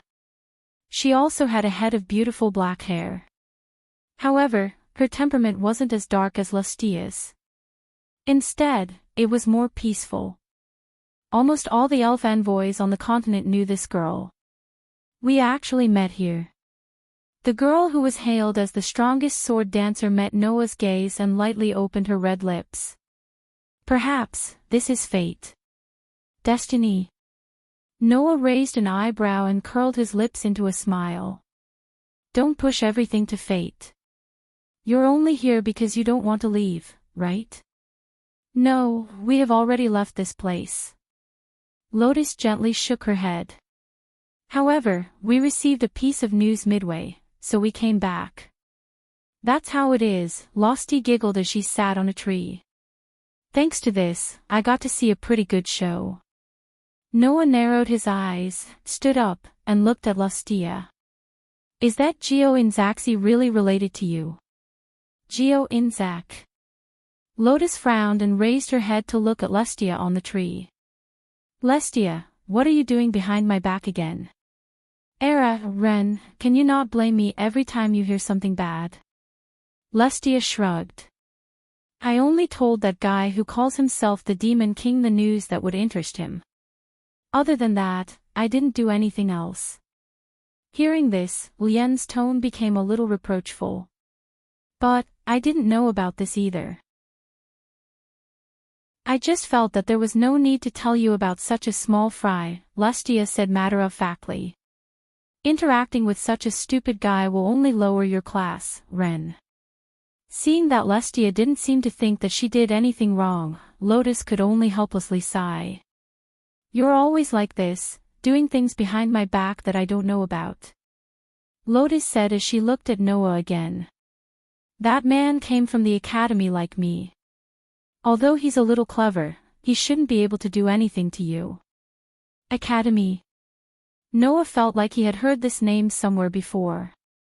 Are you talking about the assassin training facility that was exposed 4 years ago? 4 years ago, an organization that specialized in training assassins was nearly destroyed due to an unknown incident, and was exposed to the eyes of the entire continent. After that, the Empire sent out a group of knights to investigate the assassin training organization. The result was shocking. The so-called assassin training facility was actually built with the support of many nobles in the Empire. Because of this, a huge storm was set off in the Empire. All the nobles behind the assassin training facility were exposed, causing a huge commotion in the Empire. After that, the Empire's knights completely annihilated the assassin training organization. Most of the orphans in the organization were protected by the Empire. After a long period of time, the situation gradually calmed down. Because of this, the assassin training organization's name was widely spread in the Empire. Noah remembered that when he was collecting information about this world, he had inadvertently seen a record of this matter in a document. The assassin training facility's name was the Academy. Lotus and Geo both came from that academy. Doesn't that mean, in the past, I was once trained as a tool to kill people? Lotus did not try to hide anything and made a declaration in a straightforward manner. Although, I haven't killed anyone yet. From Lotus's words, Noah did not detect a trace of falsehood. In the records of the Academy, Noah also remembered that at that time, other than most of the orphans being protected by the Empire, there was a small number of orphans who took the opportunity to escape and sneaked around the world. Lotus and Geo were probably part of this small number of orphans, right? Noah immediately asked. In other words, you're really in cahoots with Geo Inzaghi. Lotus would never be in cahoots with such a tasteless person. Losty spoke before Lotus could speak. It's just that that guy seems to be very easy to use. That's why I found him. It has nothing to do with Lotus. Then what are you planning to do with that guy? Noah looked at Losty with a hint of mockery in his eyes. Don't tell me you're planning to use that guy to deal with me. After the previous dispute with Lotus, Losty once went to Noah alone and threatened to stop Noah from taking the world fragment from Lotus. Could it be that Losty used Geo for this purpose? However, Lestia only smiled mischievously at him. That kind of fake demon king probably can't even deal with elven envoys at the level of the 12 Knight Generals, so how can he deal with you? Then why did you let that guy come to me? Noah frowned. Don't tell me you want to see my performance again. Even if I don't say anything, the news about you will spread to the entire continent. When that imposter hears the news, she will still come looking for you. Lestia lowered her head and glanced at Lotus, who was still under the tree. However, I didn't expect that the fake would cause something interesting to jump out. Something interesting. Noah's frown deepened as he stared at Lotus. Speaking of which, you just said that you came back because you heard some news that you cared about, right? Lotus didn't nod or shake her head. She only hesitated for a moment before asking Noah. In the Elven Academy of Alicia, there is an elven envoy called Versilia Eva Farangelto, right? Versilia. Noah didn't expect to suddenly hear this name from Lotus's mouth. He was a little surprised all of a sudden. Did you come back because of Versilia? Lotus nodded. Then, she thought about it carefully and shook her head. That's not right. I can only say that Versilia Eva Farangelto is part of the reason why I came back. Noah and Aster looked at each other. What's the matter? Losty teased Noah, trying to keep him in suspense. Don't you want to know what we want to do? What you want to do has nothing to do with me. Noah's furrowed brows slowly relaxed as he spoke indifferently. However, if you still want to come after me, I won't hold back anymore. After saying this, Noah was about to leave with Aster when Lotus suddenly spoke. If possible, I hope you can help me a little. Noah's footsteps suddenly stopped. Chapter 998. Help. Noah slowly turned around and didn't say anything. He signaled for Lotus to continue with her words with his eyes. On the other hand, Losty, who was sitting on the tree, frowned slightly. Lotus, are you sure you want to ask him for help? With his help, it will be much easier for us, Lotus said without hesitation. After all, I'm not a student of that academy. I can't act openly in that academy.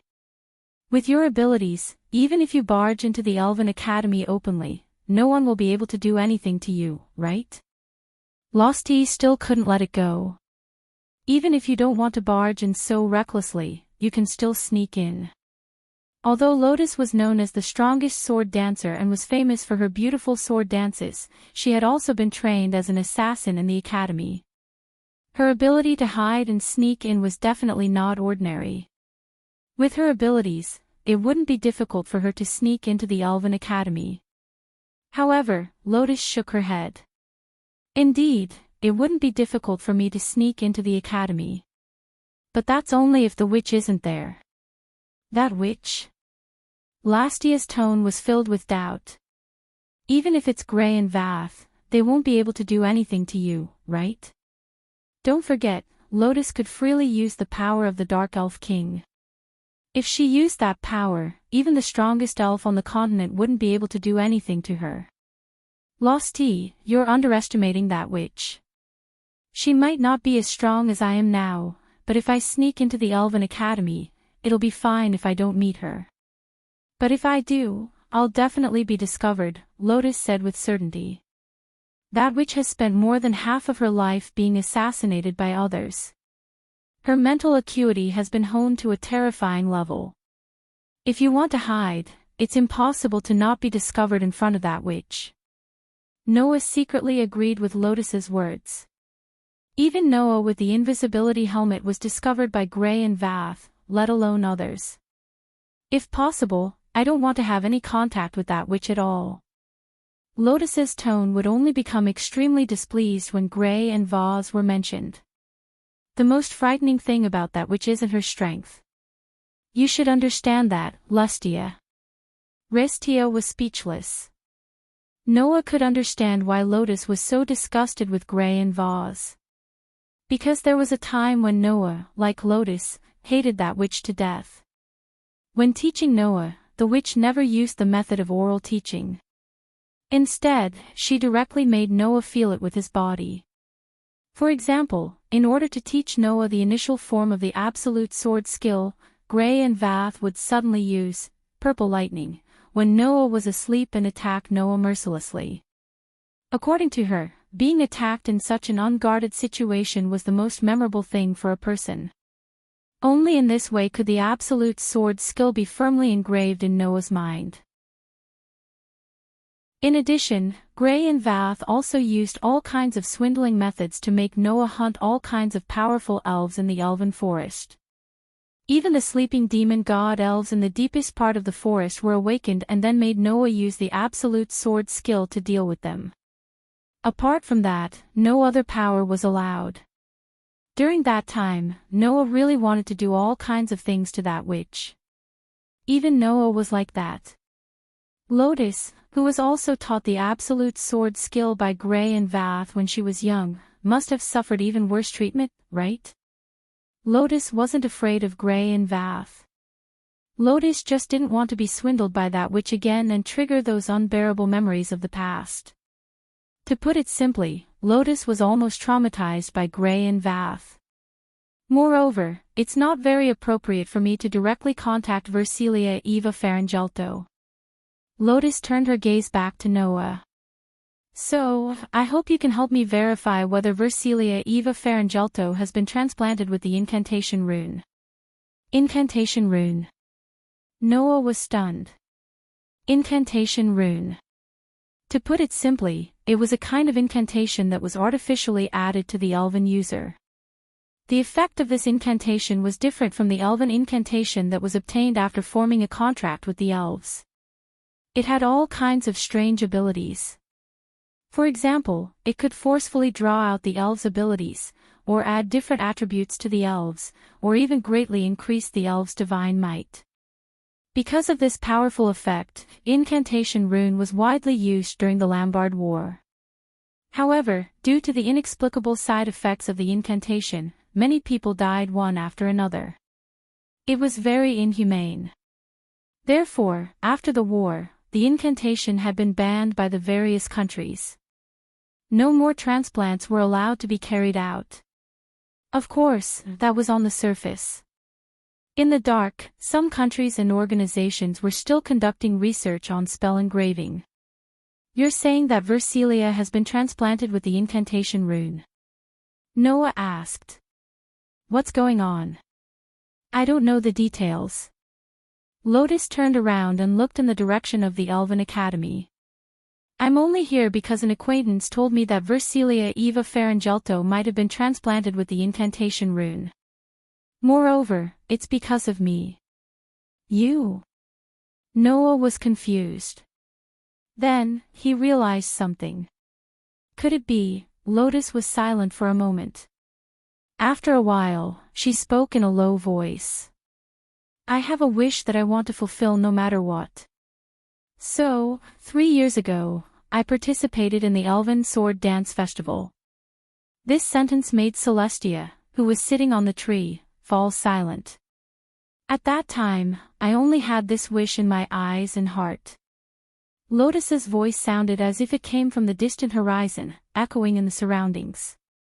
For the sake of this wish, 3 years ago, I only blindly defeated the enemies in front of me. At that time, they were also just enemies. Other than that, whether it was their name, appearance, or even identity, they were all unimportant. Versilia Eva Farangelto. Lotus sighed. I only knew this name after the Elven Sword Dance Festival. Hearing this, Noah more or less sympathized with Versilia. Undoubtedly, Versilia was so obsessed with Lotus because she wanted to prove herself. At that time, Lotus didn't even care about Versilia. She only knew Versilia's name after the Elven Sword Dance Festival. If Noah was in her shoes, it was imaginable how unwilling he would be. An acquaintance of mine told me that Versilia Eva Farangelto might have gone astray because of me. She might have transplanted spells into her body, Lotus said in a deep voice. On the way, I heard that Versilia Eva Farangelto had rushed back to Alicia Elven Academy overnight because of me. That's why I came back. Why? Noah stared at Lotus's back. Could it be that you feel that you owe Versilia something? Lotus didn't answer Noah's question. Instead, she spoke in a decisive tone.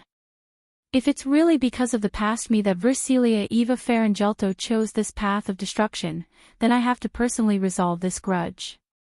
Then, Lotus turned around and looked at Noah.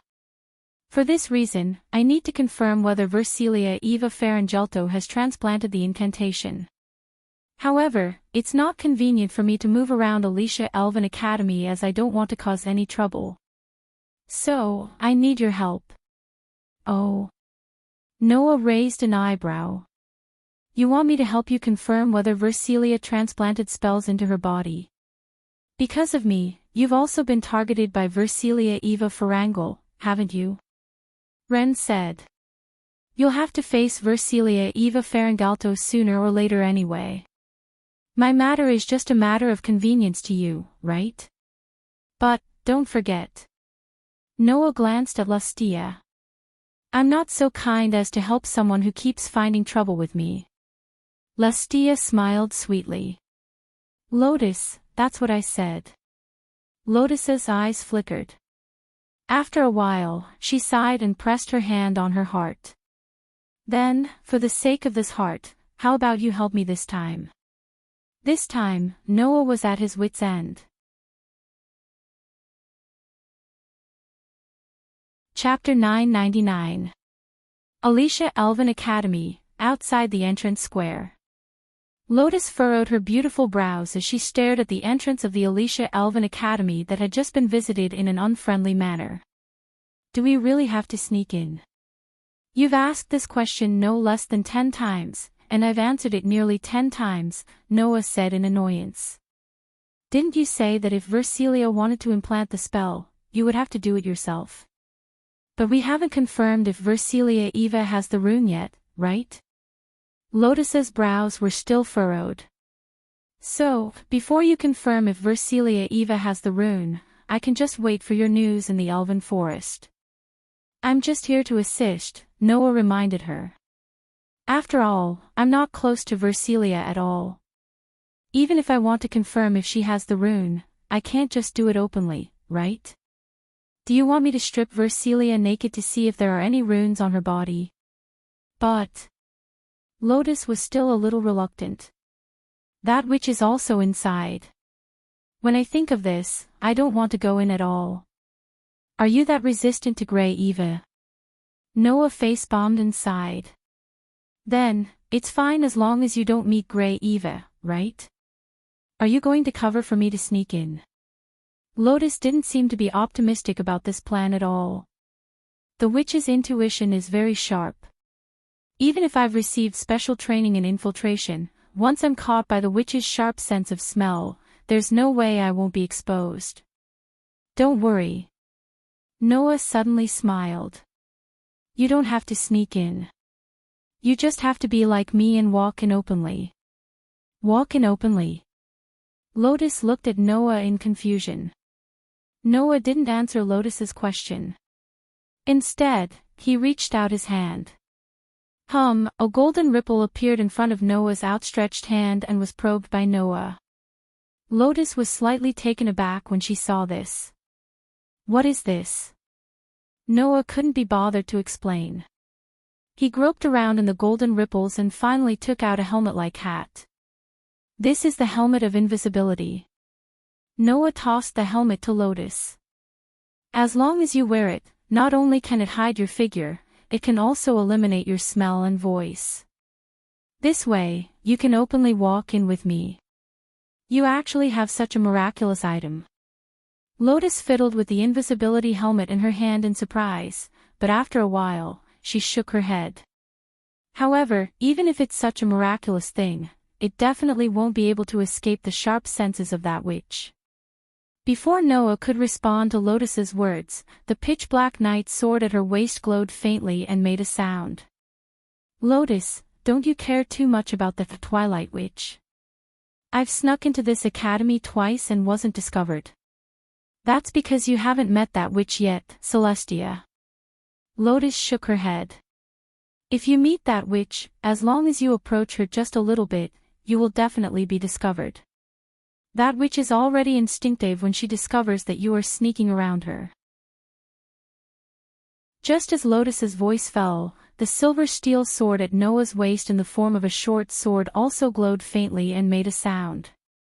You've approached Master twice and Master has also discovered you. You should be glad that you didn't approach Master with hostility, Dark Elf. Oh. Celestia, who had transformed into a pitch-black night sword, provoked. If I approached your master with hostility, what would you do? Miss Sacred Sword. Of course I would destroy you. Ashtar, who had transformed into a short sword, replied emotionlessly. It wouldn't be the first time I've destroyed you anyway. Ha! Celestia's bell-like laughter began to reverberate, but there wasn't much joy in her laughter. You really dare to say that, Miss Sacred Sword, the two legendary holy swords and demon swords that once belonged to the Saintess and the Demon King respectively became more dazzling, causing a hostile atmosphere to pervade the surroundings. Seeing this, Noah and Lotus were somewhat helpless. Who knew if it was because they were mortal enemies in the past, but Ashtar and Celestia didn't seem to get along well. This wasn't the first time the two highest-ranked elves quarreled. Immediately, Noah hurriedly returned to the topic at hand. Indeed, Grey Vath's senses are terrifyingly sharp. Even if you wear this helmet, you won't be able to hide from her. But as long as you don't have any hostility towards her, unless she directly passes by you, it will be very difficult for her to discover you. Is that so? Lotus muttered to herself and nodded. All right then, I'll give it a try. But what should I do after sneaking in? Let's go and meet my teammates first. Noah had already thought about it. Not only am I not familiar with Versilia, but our relationship is also very bad. It's not suitable for you to directly contact Versilia, so we'll need their help. Your teammates. Lotus had some reaction to this sentence. The teammates who participated in the Elven Sword Dance Festival with you. Yes. Noah asked curiously. Is there a problem? Lotus was silent for a moment, then said this sentence. Your teammates seem to be Claire Lucio and Fianna Rayo Deja, right? Oh. Noah raised an eyebrow. You seem to know quite well. Celestia told me everything. Lotus touched the invisibility helmet in her hand and nodded as if she had thought of something. All right, let's go and meet them. What's wrong? Noah glanced at Lotus. Have you ever interacted with Claire and Fianna? You can say so. Lotus said. I've told you before that Versilia was told to me by an acquaintance, and that acquaintance has an extraordinary relationship with Claire Lucio and Fianna Rheodesia. After saying this, Lien sighed again. Moreover, I've also interacted with the princess before. Lotus did not say anything else and put on the invisibility helmet.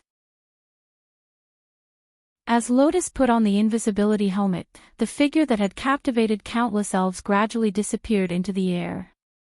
Noah, with his sensing ability, could vaguely sense Lotus' presence beside him. And without his sensing ability, even Noah would have a hard time discovering Lotus's existence, wouldn't he? I really don't know how sharp the witch's senses are, to be able to detect. It was hard to tell whether Noah's words were out of admiration or admiration. Then, he walked through the gate of Alicia Elven Academy. Walking in the Alicia Elf Academy, Noah walked towards the dormitory of the Crow class at a leisurely pace. Around him, groups of students wearing Elven Academy uniforms were walking back and forth. When they saw Noah, not only did they cast their usual curious and fearful gazes at Noah, they even started whispering amongst themselves. Look, that male Elven user didn't bring the fire cat and ice demon from the Crow class with him today. Aren't those two problematic children from the Crow class the Elven user's pets? Yeah, I heard that they're the Elven user's pets at night. It's not just the fire cat and ice demon from the Crow class, even the leader of the Wind King Knights was taken by him. So impure, yeah, so lousy, but he's an expert who can compete with Lotus Asubble. Yeah, his sword dance is exactly the same as Lotus Asubble's. His sword dance is so beautiful. Yeah, I saw it too. Now that I think about it, I really envy the fire cat and ice demon from the Crow class. I also want to experience the feeling of being his pet. I know. Similar conversations continued to spread from all around, causing Noah's face to twitch. Noah could even feel that there was an unusually disdainful gaze fixed on him, causing him to feel as if he was sitting on pins and needles. At this moment, a rather cold voice suddenly sounded. Where have you been? Chapter 1000. Where did you go? When such a slightly cold voice sounded, whether it was Noah who was attracted by the surrounding whispers or Lotus who was wearing an invisible helmet, they were all startled. Because, to Noah and Lotus, this voice was too familiar. Immediately, Noah and Lotus both turned their gazes to the front. In front of the school building, Greyvath was slowly walking towards Noah with strong and forceful steps. Whoosh! At this moment, Lotus, who was in the invisible state, took a big step forward without hesitation. With a faint sound of breaking through the air, she shot towards the bushes in the distance. Greyvath, who was walking towards Noah, slightly paused and frowned. Why does it feel like something suddenly disappeared? Hearing Greyvath's muttering, Noah was almost scared again. Lotus was right. Greyvath's senses were really sharp to a terrifying extent. Just now, if Lotus didn't escape in time, Greyvath would have definitely discovered it. The scariest part was yet to come. It seems to have disappeared from that direction, right? Greyvath cast her gaze to the trees in the distance, and the small glasses on her face flashed with a trace of light. Well, since I have nothing to do anyway, maybe I can find something interesting. After saying this, Greyvath wanted to ignore Noah and walk towards the direction where Lotus was hiding. Noah was about to break out in cold sweat. He quickly said. What? Do you need something from me? Nothing, I just saw you go out so early, so I just asked. Greyvath's mind didn't seem to be on Noah. She waved at Noah. Since you don't have anything to do, hurry up and go back to accompany those ladies of yours. Although they are a little innocent, if you train them well, they will definitely become good pets. Who wants to train those ladies into pets? Noah retorted. So that's how you see me all along. Oh. Don't you like innocent little girls? Grey Vath finally turned her gaze to Noah, the corner of her mouth raised. Or do you want to change your taste and play with mature adults? Do you want me to satisfy you? You just want to know what your head is made of, which, Noah said with some dissatisfaction. Do you really want to play with men younger than you? Don't misunderstand, I only do this to interesting people, Grey Vath said with a smile. So, don't worry. I'm not the kind of fickle woman you think I am. You can verify it if you want. Unfortunately, I have no interest in old women who are about to turn 40, Noah's tone became nasty. You'd better go somewhere else and find someone interesting you like. Leaving this sentence, Noah turned around and left. Only now did Noah understand Lotus's dislike for Grey Vath. This witch's personality was really nasty.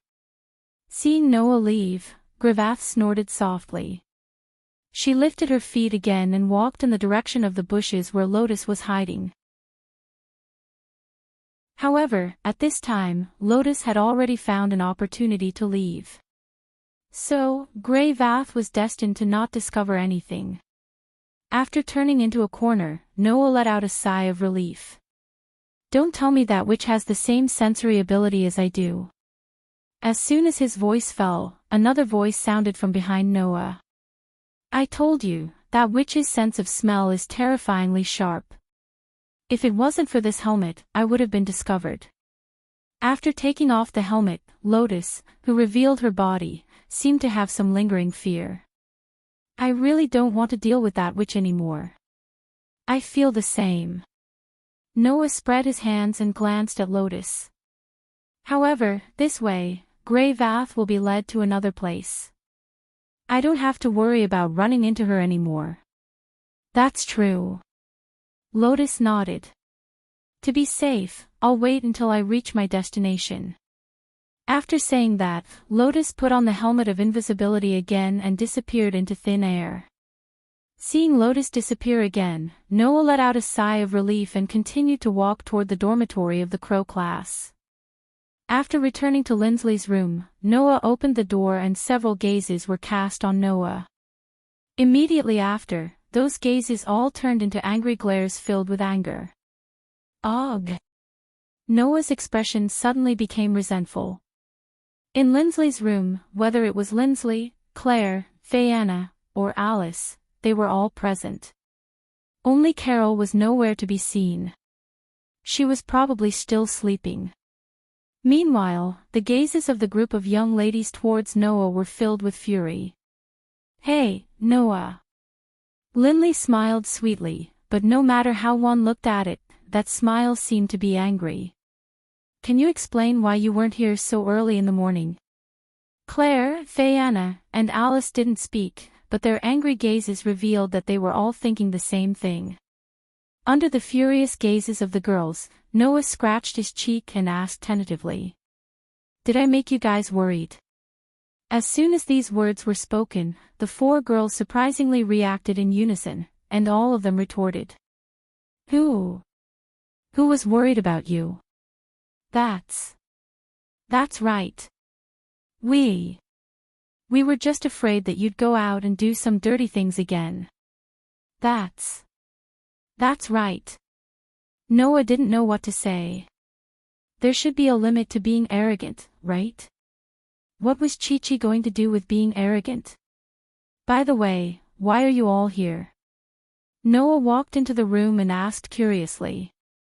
There isn't a team competition today, right? We're here to study a new battle plan. Claire was the first to speak. Now that we have Fayanna in our team, we should be able to organize more flexible tactics, right? Although the Gods' Parliament didn't teach us the techniques of sword dance, they taught us a lot of ritual music. Fayanna volunteered. So, you guys will be the ones to fight. I'll dance ritual music for you guys from the back to support you. This was a very big help. One had to know that ritual music was different from sword dance in that it could give elven users all kinds of support and effects. If there was a witch proficient in ritual music, it would be very advantageous for a team battle. Not to mention, Fianna wasn't an ordinary witch. She had been recommended and almost became an elven witch who stood at the top of all witches. With Fianna's help, it would definitely be a big advantage for Claire and Lindsley. Of course, Noah wouldn't be able to do that. After all, the auxiliary effects of ritual music would be bounced off by Noah's body. Come to think of it, Claire and Lindley should be very clear about the great help that Fianna could bring, which was why they had gathered so early in the morning to discuss tactics. As for Alice, this night leader's reason seemed to be a bit hesitant. I'm just here to see if you've done anything bad. It seemed like this night leader was still worried about nothing as usual, but it's great that you're all here. Noah turned around and closed the door, even locking it. This action caused the group of young ladies to be startled at first. Then, they seemed to have thought of something and their faces all flushed red. What do you want to do? Claire pointed at Noah with a red face. Why did you lock the door? You're not planning to do something shameful, are you? Lindsley glared at Noah, her pretty face a bit red. What do you want to do to us? I didn't expect classmate Noah to have such a strong taste. Fianna's smile seemed to be a bit stiff. No matter what, if the five of us are together, it's really a bit, you've been planning this all along. Alice's hand reflexively reached for the hilt of the knight's sword at her waist. Watch me make you into fish sauce sushi. Beast! The corner of Noah's mouth twitched, and he sighed heavily. Your delusions can break through the heavens. You can even think of that when you lock the door. How passionate are you? Passionate. Passionate. The group of 4 girls froze on the spot. It was as if he was right. Chapter 1001. Seeing Claire, Lindsley, Fianna, and Alice blushing, Noah could only bitterly laugh. All right, you should quickly adjust your state. If the person you're looking forward to sees you like this, you'll definitely regret it. The person we're looking forward to. The 4 girls were startled. Noah didn't say anything and only looked to his side. Claire, Lindsley, Fianna, and Alice followed Noah's gaze and looked in that direction. Then, the scene that appeared in front of the 4 girls caused all of the girls present to open their eyes to their widest. With an almost inaudible vibration, Lotus, who had taken off the invisibility helmet, slowly appeared there. She raised her eyes and looked at all the girls with a pair of frightening eyes. She wore an exotic and familiar outfit. Elegant and natural, with beautiful black hair that reached her waist. At her waist, there was a pitch-black knight's sword that exuded a strange and ominous aura. This image had already become the most engraved image in the hearts of countless elven users. They would never forget it. Claire, Lindley, Fianna, and Alice were among the 4 of them. Staring blankly at Lotus who had suddenly appeared in front of them, Claire, Lindsley, Fianna, and Alice looked at each other in dismay and then spoke as if they were sleep-talking. I think I saw an illusion. I think so too. I'm the same as you guys. In other words, we all saw the same illusion, right? The group of 4 girls immediately fell silent. Seeing this, Lotus seemed to feel embarrassed to remain silent and spoke softly. It's not an illusion. However, as soon as this voice sounded, the girls fell silent and only after a while did they all gasp at the same time. Lotus. Lotus. Lotus. Lindsley pointed at Lotus with a trembling finger and then realized how impolite this action was. She hurriedly lowered her hand. Lotus. Lotus. Claire, Fianna, and Alice weren't any better. They stood there and said, Lotus, Lotus, Lotus, for a long time, but couldn't say anything. Noah resisted the urge to laugh, coughed dryly, and pretended to be serious as he spoke. All right, stop talking about Lotus. The one in front of you is the real strongest sword dancer Lotus Asubble. That's just someone calling me that. Lotus replied indifferently. Her gaze swept over Claire, Linley, and Alice's group, pausing the longest on Claire. In the end, her gaze stopped on Fianna, and she said this. Long time no see, Your Highness. Hearing this, Fianna finally reacted. You? Fianna asked with uncertainty. Are you really Lotus Asubble? I don't think there's any benefit in pretending to be me here. Lotus looked straight at Fianna, and her voice became somewhat low. I'm really sorry about what happened 3 years ago. Hearing this, Fianna seemed to have confirmed Lotus's identity, and her expression became complicated. There was excitement. There was excitement. There was resentment. There was blame. In short, there was everything. What's wrong?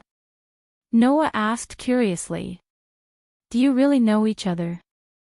3 years ago, when I was still participating in the Elven Sword Dance Festival, I met Princess Fianna who came to watch the Elven Sword Dance Festival as a VIP in the Elven Forest of the Elemental Elf Realm, Lotus said. At that time, Princess Fianna accidentally entered the Elemental Elf Forest alone and was attacked by elves. I happened to save her. Undoubtedly, at that time, you promised me that you would meet me again after the Elemental Sword Dance Festival. Fianna pouted as if she was throwing a tantrum. I've been waiting for you, but in the end, you didn't come. I'm sorry. Lotus was silent for a while and finally squeezed out this sentence. It's not that I didn't want to go, and it's not that I don't remember. It's just that after the Elemental Sword Dance Festival ended, I was teleported out of the Elemental Elf world and couldn't rush over. Teleported out of the Elemental Elf world. Fianna was stunned. What do you mean? I can't tell you the details. Lotus closed her eyes. In short, I'm the one who didn't keep my promise, so it's natural for you to hate me. It's not to the extent that I hate you. Fianna said awkwardly. I'm just a little angry, a little. I'm sorry. Lotus could only smile bitterly. At this moment, Claire, Linley, and Alice finally reacted from the shock of the person they were looking forward to suddenly appearing in front of them. Without any hesitation, the 3 girls no longer cared about being in contact with Noah. They rushed to Noah's side and squeezed their delicate bodies into Noah's body. What's going on? Claire deliberately lowered her voice, but she couldn't hide the trace of panic in her voice. Why would the strongest sword dancer appear here? And it seems like you brought her in, right? Linley looked at Noah with resentment and even tears in her eyes. Claire and the others came so early today, I didn't even have time to clean the room. What if they saw something strange? You. Don't you have a bad relationship with Lady Lotus Asubble? Alice glared at Noah. So the so-called bad relationship is to the extent that you can bring her into the room? It was no wonder that Claire, Linley, and Alice had such a big reaction. Lotus was the person these girls looked forward to the most. Now, the object of their dreams had appeared in front of these young girls. How could these young girls not have such a big reaction? What's more, the last time Lotus came to Alicia Elven Academy, she came in a hurry and left in a hurry. Therefore, in the eyes of these girls, it was more inconceivable than anything that a high and mighty idol like Lotus would suddenly come into close contact with them. Can you all calm down first? Noah didn't know whether to laugh or cry. Anyway, let Lotus explain it to you first. After saying that, Noah looked at Lotus. Lotus nodded and looked around at the group of girls. There's something I want to ask for your help with. Claire, Linley, Fianna, and Alice looked at each other in dismay once again. Impossible. Alice took a step forward and shouted at Lotus in agitation. How could big sister Versilia know how to use incantations? Alice. Claire and Linley were both shocked and hurriedly pulled Alice back. Calm down. Only then did Alice realize that she was yelling at the person she yearned for the most. She immediately panicked. Sorry. It's fine. Lotus shook her head and said to Alice. Like I said, I'm not sure whether Versilia Eva has the incantation rune or not, but one of my acquaintances told me that Versilia Eva seems to have been in contact with people from the Skeleton Alliance. Hearing this news, everyone present fell silent. The so-called Skeleton Alliance was actually an underground organization that conducted all kinds of illegal transactions and research. This organization's influence covered almost the entire continent and could be seen in every country. One of the trades and research conducted by this illegal underground organization was the transplanting and research of spell engravings. If Versilia had come into contact with people from the Skeleton Alliance, then it was possible that she had transplanted incantations. Your sister seems to have an overly strong obsession with me. Lotus stared at Alice. If it was because of me that she was implanted with the spell rune, then I have to take responsibility for it. But, Alice said softly. Elder sister shouldn't have touched things like incantations and engravings. When she said this, even Alice's tone wasn't very certain. After all, Alice was very clear about Versilia's obsession with Lotus. There was no way to eliminate this possibility. The most important thing now is to confirm it. Lotus said sincerely. So, I hope you can help me.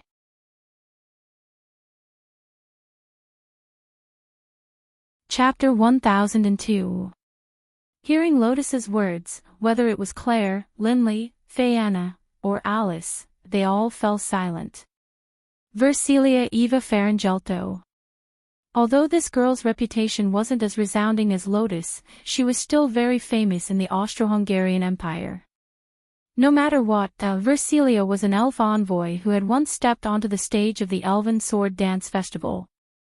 To be able to step onto the stage of the Elven Sword Dance Festival, which was the largest ceremony in the world, was enough to prove how outstanding Versilia was as an elf envoy. To put it bluntly, in the entire Austro-Hungarian Empire, there was almost no elf envoy under the age of 20 who could match Versilia. Otherwise, Versilia wouldn't have been taken in as the adopted daughter of the Duke of Frangalto due to her exceptional talent and strength as an elven envoy. She even became a candidate for one of the 12 knights 3 years ago. If Versilia hadn't met Lotus in the preliminary round, then with her strength at that time, she would have definitely been able to squeeze into the top 4. Now, 3 years had passed, and Versilia was definitely stronger than before.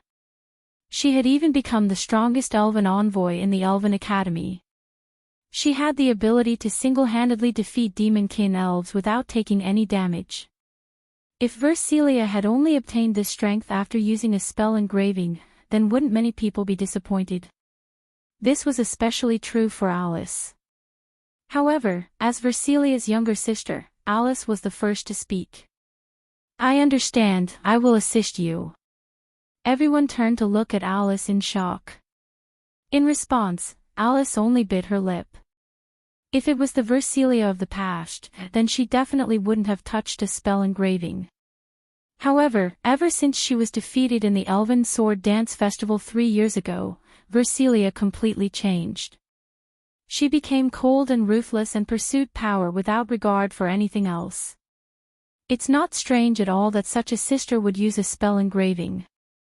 Hearing this, Lotus lowered her eyes and spoke softly. My apologies. No, that's not your fault. Alice shook her head. You are merely following the rules of the Elven Sword Dance to defeat your opponent. There is nothing wrong with that. His words elicited a reaction from Lotus. You're wrong. Lotus looked directly at Alice. If Versilia really went astray because she lost to me, then that's fine. But I reckon that if Versilia didn't even hesitate to get her hands on the spell engraving just to defeat me, then it must be because of my mistake 3 years ago. Mistake? The group of young ladies were perplexed. Only Noah remembered Lotus's words. 3 years ago, in order to fulfill my wish, I blindly defeated all the enemies in front of me. In the end, I didn't even remember their names, appearances, or even their identities. Lotus closed her eyes. 3 years ago, in my eyes, other than my own wish, there was nothing else, including Versilia. If there was a reason why she didn't hesitate to transplant the spell engraving, then it must be because of my disdain and contempt, right? The group of young ladies was speechless. So, if Versilia really did transplant the spell engraving, then I will personally end this grudge. Lotus opened her eyes and looked at the group of young ladies. Because of this, I returned here. As soon as she finished speaking, the entire room was filled with an oppressive atmosphere. Since Alice has decided to help, what about you all? Noah changed the topic as if he wanted to disperse the oppressive atmosphere. Claire, Linley, and Fianna, do you all plan to interfere? Claire, Linley, and Fianna pondered for a moment before looking up. Versilia is the strongest elf user in this academy. If we plan to enter the Elven Sword Dance Festival, we will have to deal with her sooner or later, Claire said hesitantly. In that case, it might be a good thing to get in touch with Versilia earlier. If there's anything I can do to help, please don't hesitate to ask me. Lynn Silei smiled naturally. Helping people in trouble is the duty of nobles.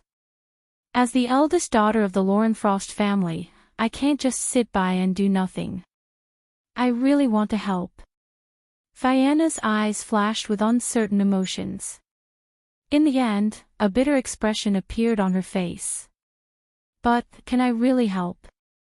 Fianna's words startled everyone present, including Noah. What did she mean by that? Only Lotus seemed to have thought of something and looked at Fianna.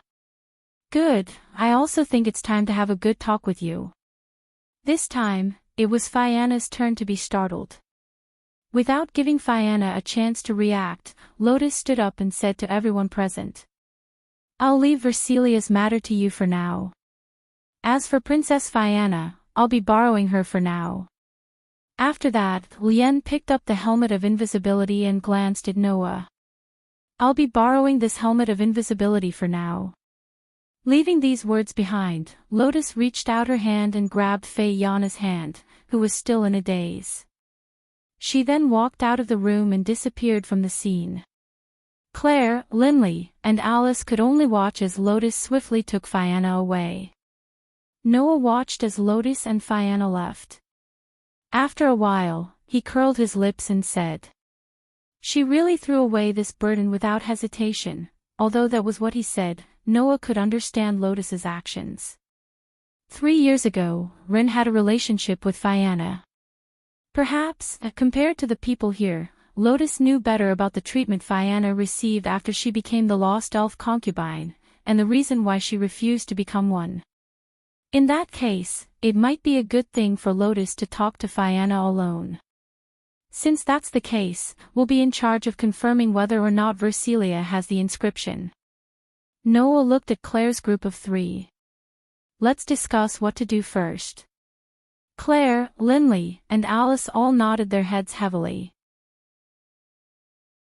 However, at this moment, 2 panicked footsteps sounded from outside the door, attracting the attention of Noah and the others. Not long after, 2 elven messengers wearing the standard equipment of the Wind King Knight Legion appeared outside the door, panting heavily. They shouted at Alice. Commander! Not good. Lady Versilia went to the headquarters of the Wind King Knight Legion to poach people. Wah! What? Alice was speechless. Alessia Elven Academy, on a spacious road. With Alice in the lead, Noah, Claire, Linley, and the 2 members of the Wind King Knight Legion rushed forward at an extremely fast speed. Apart from Noah, Claire, and Linley, the others more or less had some anxiety on their faces. As the group of people ran, a temple-like building appeared in front of everyone's eyes. That was the headquarters of the Wind King Knight Legion. However, at this moment, the door of the headquarters of the Wind King Knight Legion was wide open. Noah, who had the best eyesight, could see it clearly. In the headquarters of the Wind King Knight Legion, a group of elves wearing the standard equipment of the Wind King Knight Legion were surrounding a person. It was a young girl wearing light armor that emphasized agility and a cape. Alice, who had rushed into the headquarters of the Wind King Knight Legion, stopped and shouted at the same time. "Sister!" His words were met with Versilia's cold glare. "You're too slow, Alice." Alice ignored Versilia's sarcasm and stared at Versilia. "Sister, what are you planning to do? What are you planning to do?" Versilia said emotionlessly. "Although it's a headache for me to have overly weak teammates, the Elven Sword Dance Festival requires a team of 5 people to participate, so I can't do anything about it. However, I also don't want to randomly gather a group of useless trash. For this reason, I need to poach people from the Wind King Knight Legion, a group that only elves with some ability can join. Do I need to explain such a clear situation to you?"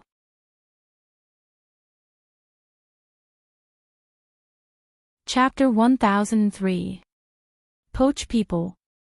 After hearing Versilia's words, not only did Alice's beautiful face sink completely, but the surrounding members of the Wind King Knights also exchanged glances with one another. From a practical point of view, Versilia's actions could be considered efficient. After all, just as Versilia said, because of the need to maintain law and order in the Elven Academy and even the Academy City, only Elven users with outstanding abilities could join the Wind King Knights. Elven users with no abilities could not join the Wind King Knights. From this point of view, Versilia poaching people from the Wind King Knights was indeed efficient. However, Versilia was planning to poach someone from Alice's territory. She wanted to poach people around her younger sister. Tisk. Claire was speechless in disgust. She actually caused such trouble for her younger sister. There really is such an elder sister in this world, oh. Versilia seemed to have heard Claire's words. She glanced at Claire and sneered. "I really hope you can say this to your elder sister, the sister of the elf concubine of Calamity." Claire was furious. Just as she was about to step forward, she was stopped by Linley. "You can even poach people so openly." Linsley suddenly smiled. "It seems that you lost to the strongest sword dancer not only in terms of power, but also in terms of character." "Character?" Versilia looked at Linsley with a cold gaze. "That kind of thing is not worth mentioning in front of the strongest power." "Sister, are you serious about this?" Alice's face darkened. "If a person only has power and no character, then how is he different from a thug? But if you don't have power, you can't even be a thug." Versilia's gaze became sharp and looked directly at Noah. "Great power can attract and plunder everything. Alice, didn't you gather around that male elven user because he has power comparable to Rinasubble?" "Elder sister, you..." Alice's expression changed abruptly. Versilia's words could not be said to be wrong. In the beginning, Alice only treated Noah as a heretic who could bring chaos to the Academy and had always been wary of Noah as an uneasy factor. It was only until Noah saved Alice from the magical beasts with his outstanding strength and performed a wonderful sword dance with Ren that Alice began to change her view of Noah. However, Alice definitely did not gather around Noah because of his strength. As for why, from the very beginning, before Noah displayed his strength, Alice had already had a lot of contact with Noah, didn't she? In other words, strictly speaking, Versilia's words could be seen as slandering Alice. "You..." Claire couldn't help but speak. "Is this how you think of your younger sister?" "I'm just stating the facts," Versilia said matter-of-factly. "Even if you're an elven messenger, your strength will be powerless in the face of powerful strength. If you think I'm wrong, then how about using strength to convince me? After saying that, Versilia slowly raised a hand, and a shocking amount of divine might gathered in her hand. The weak don't even have the right to speak. If you want me, the strong, to listen to you, at least try to withstand an attack of this level. When these words came out of Versilia's mouth, a sharp light flashed in her eyes. In an instant, the astonishing amount of divine power that had gathered in Versilia's hand was suddenly released. Whang! Under the support of the astonishing divine power, a substantial shock wave suddenly swept out in all directions like a violent gale, and without the slightest warning, the shock wave spread out. Dong! The violent shock wave shook the surroundings and caused the entire headquarters of the Wind King Knights to rumble. Ah! The Wind King Knights surrounding Versilia were blown away by the sudden shock wave before they could react. Amidst screams, they were like kites with a broken string, either crashing into walls or smashing into the ground, emitting bitter groans. In an instant, the entire headquarters of the Wind King Knights was filled with sand and dust, and the marble floor was completely shattered. With Versilia as the center, a large crater was blown out by the substantial shock wave. If there was an elven messenger with good eyesight, they would definitely be able to discover it. This substantial shockwave attack was shockingly an earth elemental elven magic. Versilia released such an astonishingly powerful earth attribute elven magic in a short instant without chanting an incantation. And it was this elven magic that didn't even chant an incantation that resulted in almost no one in the Wind King Knights that gathered the elites of the Elven Academy being able to dodge or block it. Versilia's strength could be seen at a glance. After an unknown amount of time, Versilia, who was standing in the center of the large crater, raised her brows and cast her gaze forward. In front of her, at the center of the dense sand and dust, Claire, Lindsley, and Alice raised their heads with palpitations. In front of the three girls, a figure appeared out of nowhere. With his back facing them, he extended a hand and pointed it in Versilia's direction. Although I knew that if it was you, you should be able to deal with this level of attack, but I didn't expect it to be so easy. Versilia narrowed her eyes. As expected of a sword dance expert who can compete with Renesubal. But, how did you block my elven magic? Versilia couldn't be blamed for having such doubts. This was because Noah, who stood in front of Claire, Lindsley, and Alice, didn't use any elven magic or elven equipment. He didn't even release any divine energy fluctuations. He just stood there and extended a hand in Versilia's direction. Just like that, the elven magic that attacked Noah disappeared without a trace the moment it touched Noah's outstretched hand. How could Versilia not be suspicious of this? Unfortunately, Noah didn't have the leisure to explain things to this person who had already been blinded by power. Thus, looking at Versilia's ice-cold expression, Noah said this sarcastically. Strength of the same weight is powerless in the face of great power. Didn't you say this?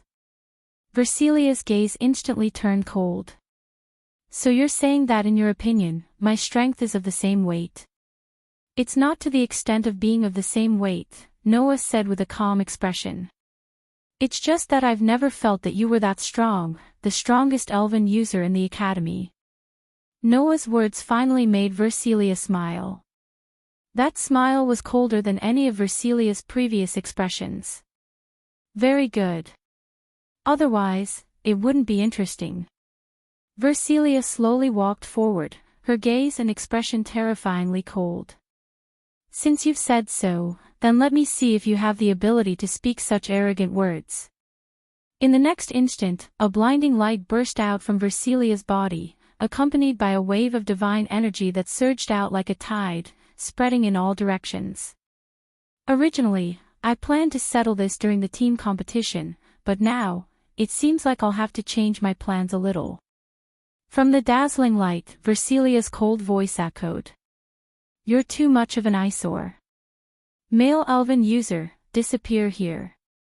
As soon as he finished speaking, the dazzling light gradually disappeared. A crimson fortress covered in composite mesh appeared before everyone's eyes, equipped with black cannons that suddenly pointed at Noah. Let's see how weak your strength is.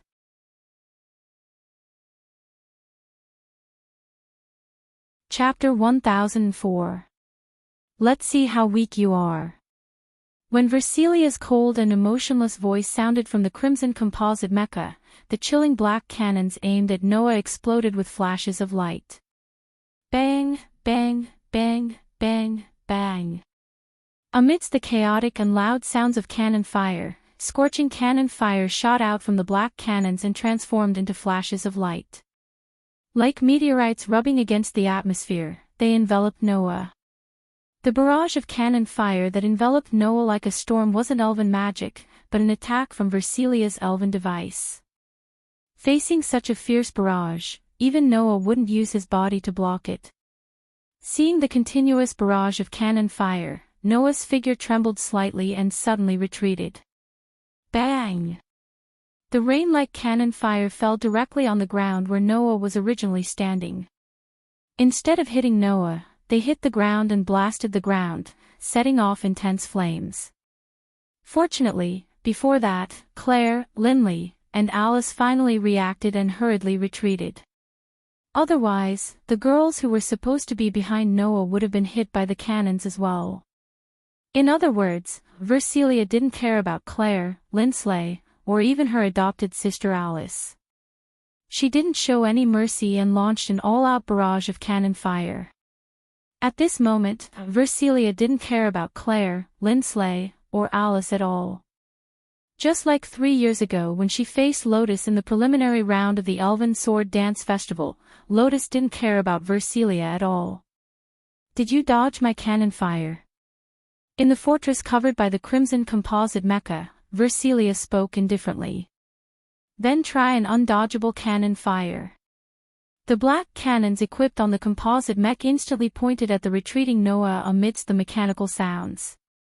The cannons flashed like fireworks once again. Bang, bang, bang, bang, bang. Along with the sound of cannon fire, the cannons that were like real missiles shot directly in the direction of the retreating Noah. Their field of vision had long been covered by the earth-shattering cannon fire. However, Noah's footsteps didn't have the slightest bit of disorder. His figure flashed and dodged to the side. Whoosh!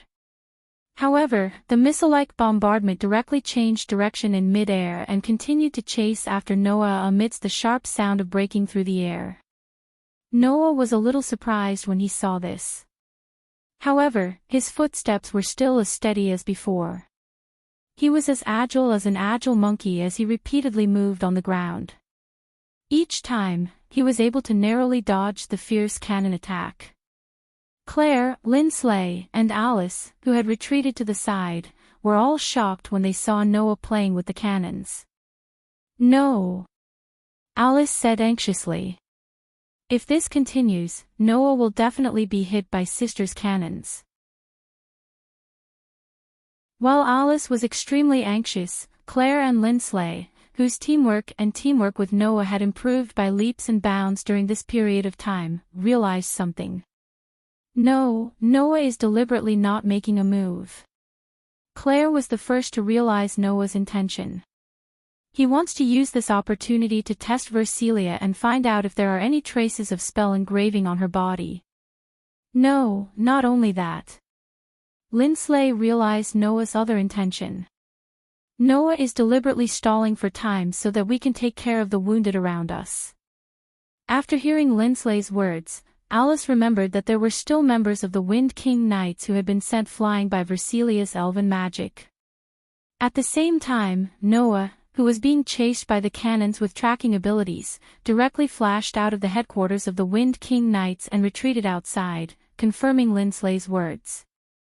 Want to escape? Versilia's cold voice sounded again. I won't let you escape. Behind the fortress covered in a crimson composite mech, a jet of light burst out, causing the fortress that looked like a mechanical giant to float in the air. With a thrust, it flew out of the headquarters of the Wind King Knights amidst an ear-piercing sound. Alice almost wanted to chase after it out of reflex. However, before she could move, Claire and Lindsley each grabbed one of Alice's hands. "Don't chase." Claire stared at Alice. "The difference in strength between us and those two is too great. Instead of chasing after them, it's better to hand Versilia over to Noah. Our mission is to take care of the wounded here and inform the academy while we're at it." Even Lindsley analyzed calmly, which was rare for her. "Don't forget, you're also the commander of the Wind King Knights." Alice's expression became uncertain. After a while, she nodded unwillingly. Shio! Cannons that were like missiles suddenly flashed through the air, circling around the horizon, and immediately shot towards the retreating Noah. "Let's see how you're going to escape now." In the air, Versilia, who was covered by the crimson mechanical giant, let out a cold shout. Cannons were aimed at Noah below, causing circles of flashes. Amidst the chaotic sounds of cannons, fierce cannons rained down from the sky, pouring down on Noah below. There were countless missiles chasing after him. Above his head, there were fierce cannons pouring down like raindrops. This scene, no matter how one looked at it, there was no room for escape. However, Noah's expression was still calm. He didn't even look at the cannons raining down on him. Instead, he looked around. Without knowing when, Noah came to a very vast atrium. After leaving the headquarters of the Wind King Knights, Noah led Versilia all the way here. There weren't any students around. In here, Noah didn't have to worry about the consequences and showed some of his skills.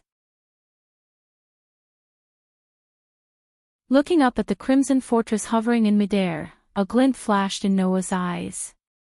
A short sword suddenly appeared in his hand. "Please, Aster." As if in response to Noah's voice, Aster's young and clear voice sounded in Noah's mind. "I'm your sword, everything is as you wish." A steady stream of divine might energy suddenly poured into the small steel sword from Noah's hand. Clank! Dazzling white light burst out from the short sword that Aster had transformed into and gradually stretched out. Finally, it turned into a silver holy sword shining with silver light. Shio! The pursuing missiles and cannons raining down on Noah instantly surrounded him from all directions and mercilessly fell on him. However, the moment the cannons landed on Noah's body, the brilliant light on the holy sword in Noah's hand suddenly soared to the extreme. Absolute sword skill. Form 3 Shadow Moon Dance. The holy sword that was blooming with brilliant white light suddenly turned into a ray of moonlight. Like a round moon that suddenly appeared, with Noah as the center, it drew a perfect arc in the air. Clank!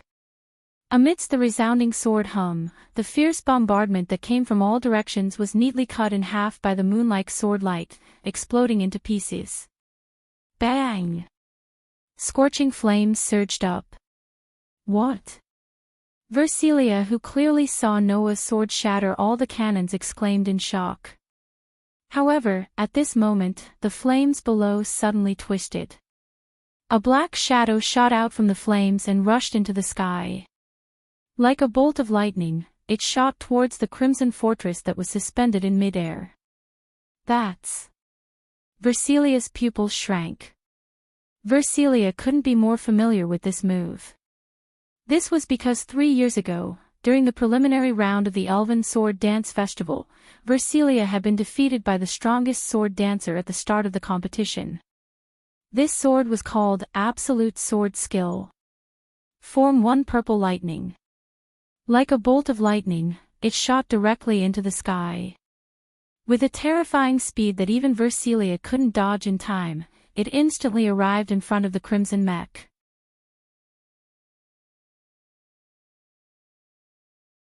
Chapter 1005. Like a flash of lightning, the spikes blasted towards the crimson fortress, which couldn't evade in time and was akin to a mechanical giant. Clang! When the crisp sound of metal clashing rang out in the air, and dazzling sparks exploded in the air, a burst of powerful shockwaves spread out from the point of collision, spreading in all directions. After stabbing Versilia with violet lightning, Noah's figure slowly floated down from the sky. Following the gravity, he steadily landed on the ground. On the other hand, the mechanical giant-like dark red fortress was directly hit and fell from the air. Like a kite with a broken string, it fiercely smashed to the ground, stirring up a burst of sand and gravel. Obviously, Versilia did not miss out on the attack just now and took it all. Even if in the eyes of others, Noah's attack was simply like a small human challenging a giant that covered the sky and gave people a feeling of overestimation, in fact, Noah's strength was superior. In terms of sword dance, Noah, who had learned the absolute sword skill, which was known as the strongest sword dance in the world, was naturally not weaker than Versilia. In terms of elves, although Versilia had also formed a contract with a sealed elf, Noah's Aster was not only the highest level elf, but also the strongest existence among sword elves. In addition, Noah also had a LV, for ability that the elves in this world could not have. With the blessing of LV, for, he could already match the physical strength of Hercules in this world in the form of a servant. Naturally, Noah was much stronger than Versilia. Versilia was unable to dodge this attack and took it head-on. It was natural for her to end up like this. Holding the highest level elven equipment, the holy sword, Noah looked ahead, looking into the thick sand and dust. Come out, I should have shown mercy in that attack just now. The sand and dust in the air stagnated for a moment, then suddenly shook open, revealing the compound dark red fortress standing on the ground. Taking a closer look, there was a shocking mark on the chest of the compound dark red fortress that looked like a mechanical giant. However, this mark not only did not make the dark red giant look embarrassed, but it also made a fierce aura pervade its body. 3 years ago, I was defeated by this move. Who would have thought that 3 years later, I would actually experience this move again under such circumstances? The rumors are indeed true. You and Liena Subble have the exact same sword dance technique, and the power you display is definitely not below her 3 years ago. Versilia's indifferent voice was full of anger. However, I don't need you to show mercy. Versilia's elven device vibrated violently, causing the crimson mecha giant to swell up a lot. You have the same sword dance skill as Liena Subble, and your strength is no less than Liena Subble's 3 years ago. As long as I can defeat you, I can defeat Liena Subble. Versilia's voice echoed in the surroundings. I'm no longer the same as 3 years ago. I won't be defeated by Liena Subble's sword dance. Give it your all, Noah Doria. At this moment, Versilia finally stopped addressing Noah as a male elven user. This also meant that Versilia was finally getting serious. I'll defeat you. I must defeat you. Noah didn't know if it was an illusion. Noah felt that Versilia's voice seemed to be a little crazy. If I don't do this, then it's meaningless. The godly might energy surging around the Crimson Mecha Giant increased exponentially, causing the Crimson Mecha Giant's ruthless aura to become more and more berserk. Then, 2 sharp spikes suddenly popped out from the dark red giant's shoulders and madly rotated like a drill. Pang! A burst of red light vibrated from the back of Versilia's elven equipment and turned into a complete propulsion force, making the dark red giant look like a charging tank, madly rushing towards Noah. Suddenly, wherever the dark red giant went, the stone tiles on the ground would shatter, revealing the soil. The pair of madly rotating sharp spikes carried blazing heat, causing the surrounding space to distort slightly. It ruthlessly pierced towards Noah. Looking at the dark red giant charging towards him, Noah's eyes flashed, and the holy sword in his hand shook, bringing a burst of bright light. Boom! In the next instant, the bright holy sword and the blazing sharp spikes fiercely collided, causing a shocking shock wave, and a thunderous explosion resounded through the sky. A violent divine power energy fluctuation mixed with a violent impact burst out from the center of the impact, shaking the entire area. Gee! And in the center of the impact, Noah was confronting the dark red giant that was 2 or 3 times taller than him. The holy sword in his hand surged with a bright white light, fiercely rubbing against the sharp spikes that fell heavily on the sword, bursting out bursts of sparks and impact, causing the ground to begin to crack. This confrontation didn't last long. Crack! At some point, a cracking sound rang out from the crimson mecha giant's body. That was the sound of the sharp spikes falling on the holy sword cracking. Versilia's expression changed. Sorry, my Aster is the strongest sword spirit. Even if King Solomon's 72 pillar spirits were added together, they wouldn't be enough. Through the bursting sparks and impact, Noah sneered. Not to mention your seal spirit. As soon as his voice fell, Noah instilled even more violent divine power into the holy sword. In an instant, Noah and Aster's divine power converged on the body of the shining holy sword. Along with the soaring radiance, it transformed into a substantial impact that shook the body of the crimson mecha giant. Boom! In the loud muffled sound, the dark red giant was directly shaken back. Its heavy footsteps landed on the ground, and each step crushed the stone tiles on the ground. It didn't stop until it retreated a distance of more than 10 steps. Goo, woo! Within the dark red giant, Versilia's depressed voice came out. Even Versilia, who was in her mecha-like elven device, was injured by the shockwave. What's wrong? Noah raised the holy sword in his hand and pointed it at Versilia, mocking her. This is your power. No wonder Renasubal could effortlessly defeat you.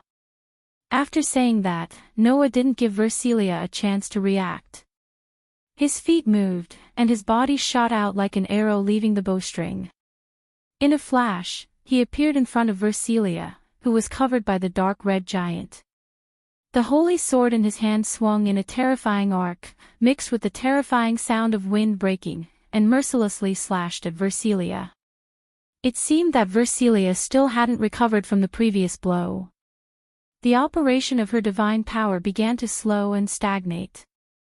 In addition to the previous lesson, facing Noah's merciless attack, she no longer dared to meet him head-on. At that moment, Versilia could only try her best to control her elven magic device. The heavy mecha giant hurriedly flashed and dodged the holy sword in a wretched manner. Who? Almost at the same time, Noah suddenly turned around and suddenly kicked in the direction of Versilia, who was dodging in a pitiful manner. Dodging Noah's previous attack had already exhausted Versilia's mental and physical strength. Now, she naturally couldn't dodge this sudden kick. She could only watch as the whip-like kick heavily bombarded the dark red giant's chest. Bang!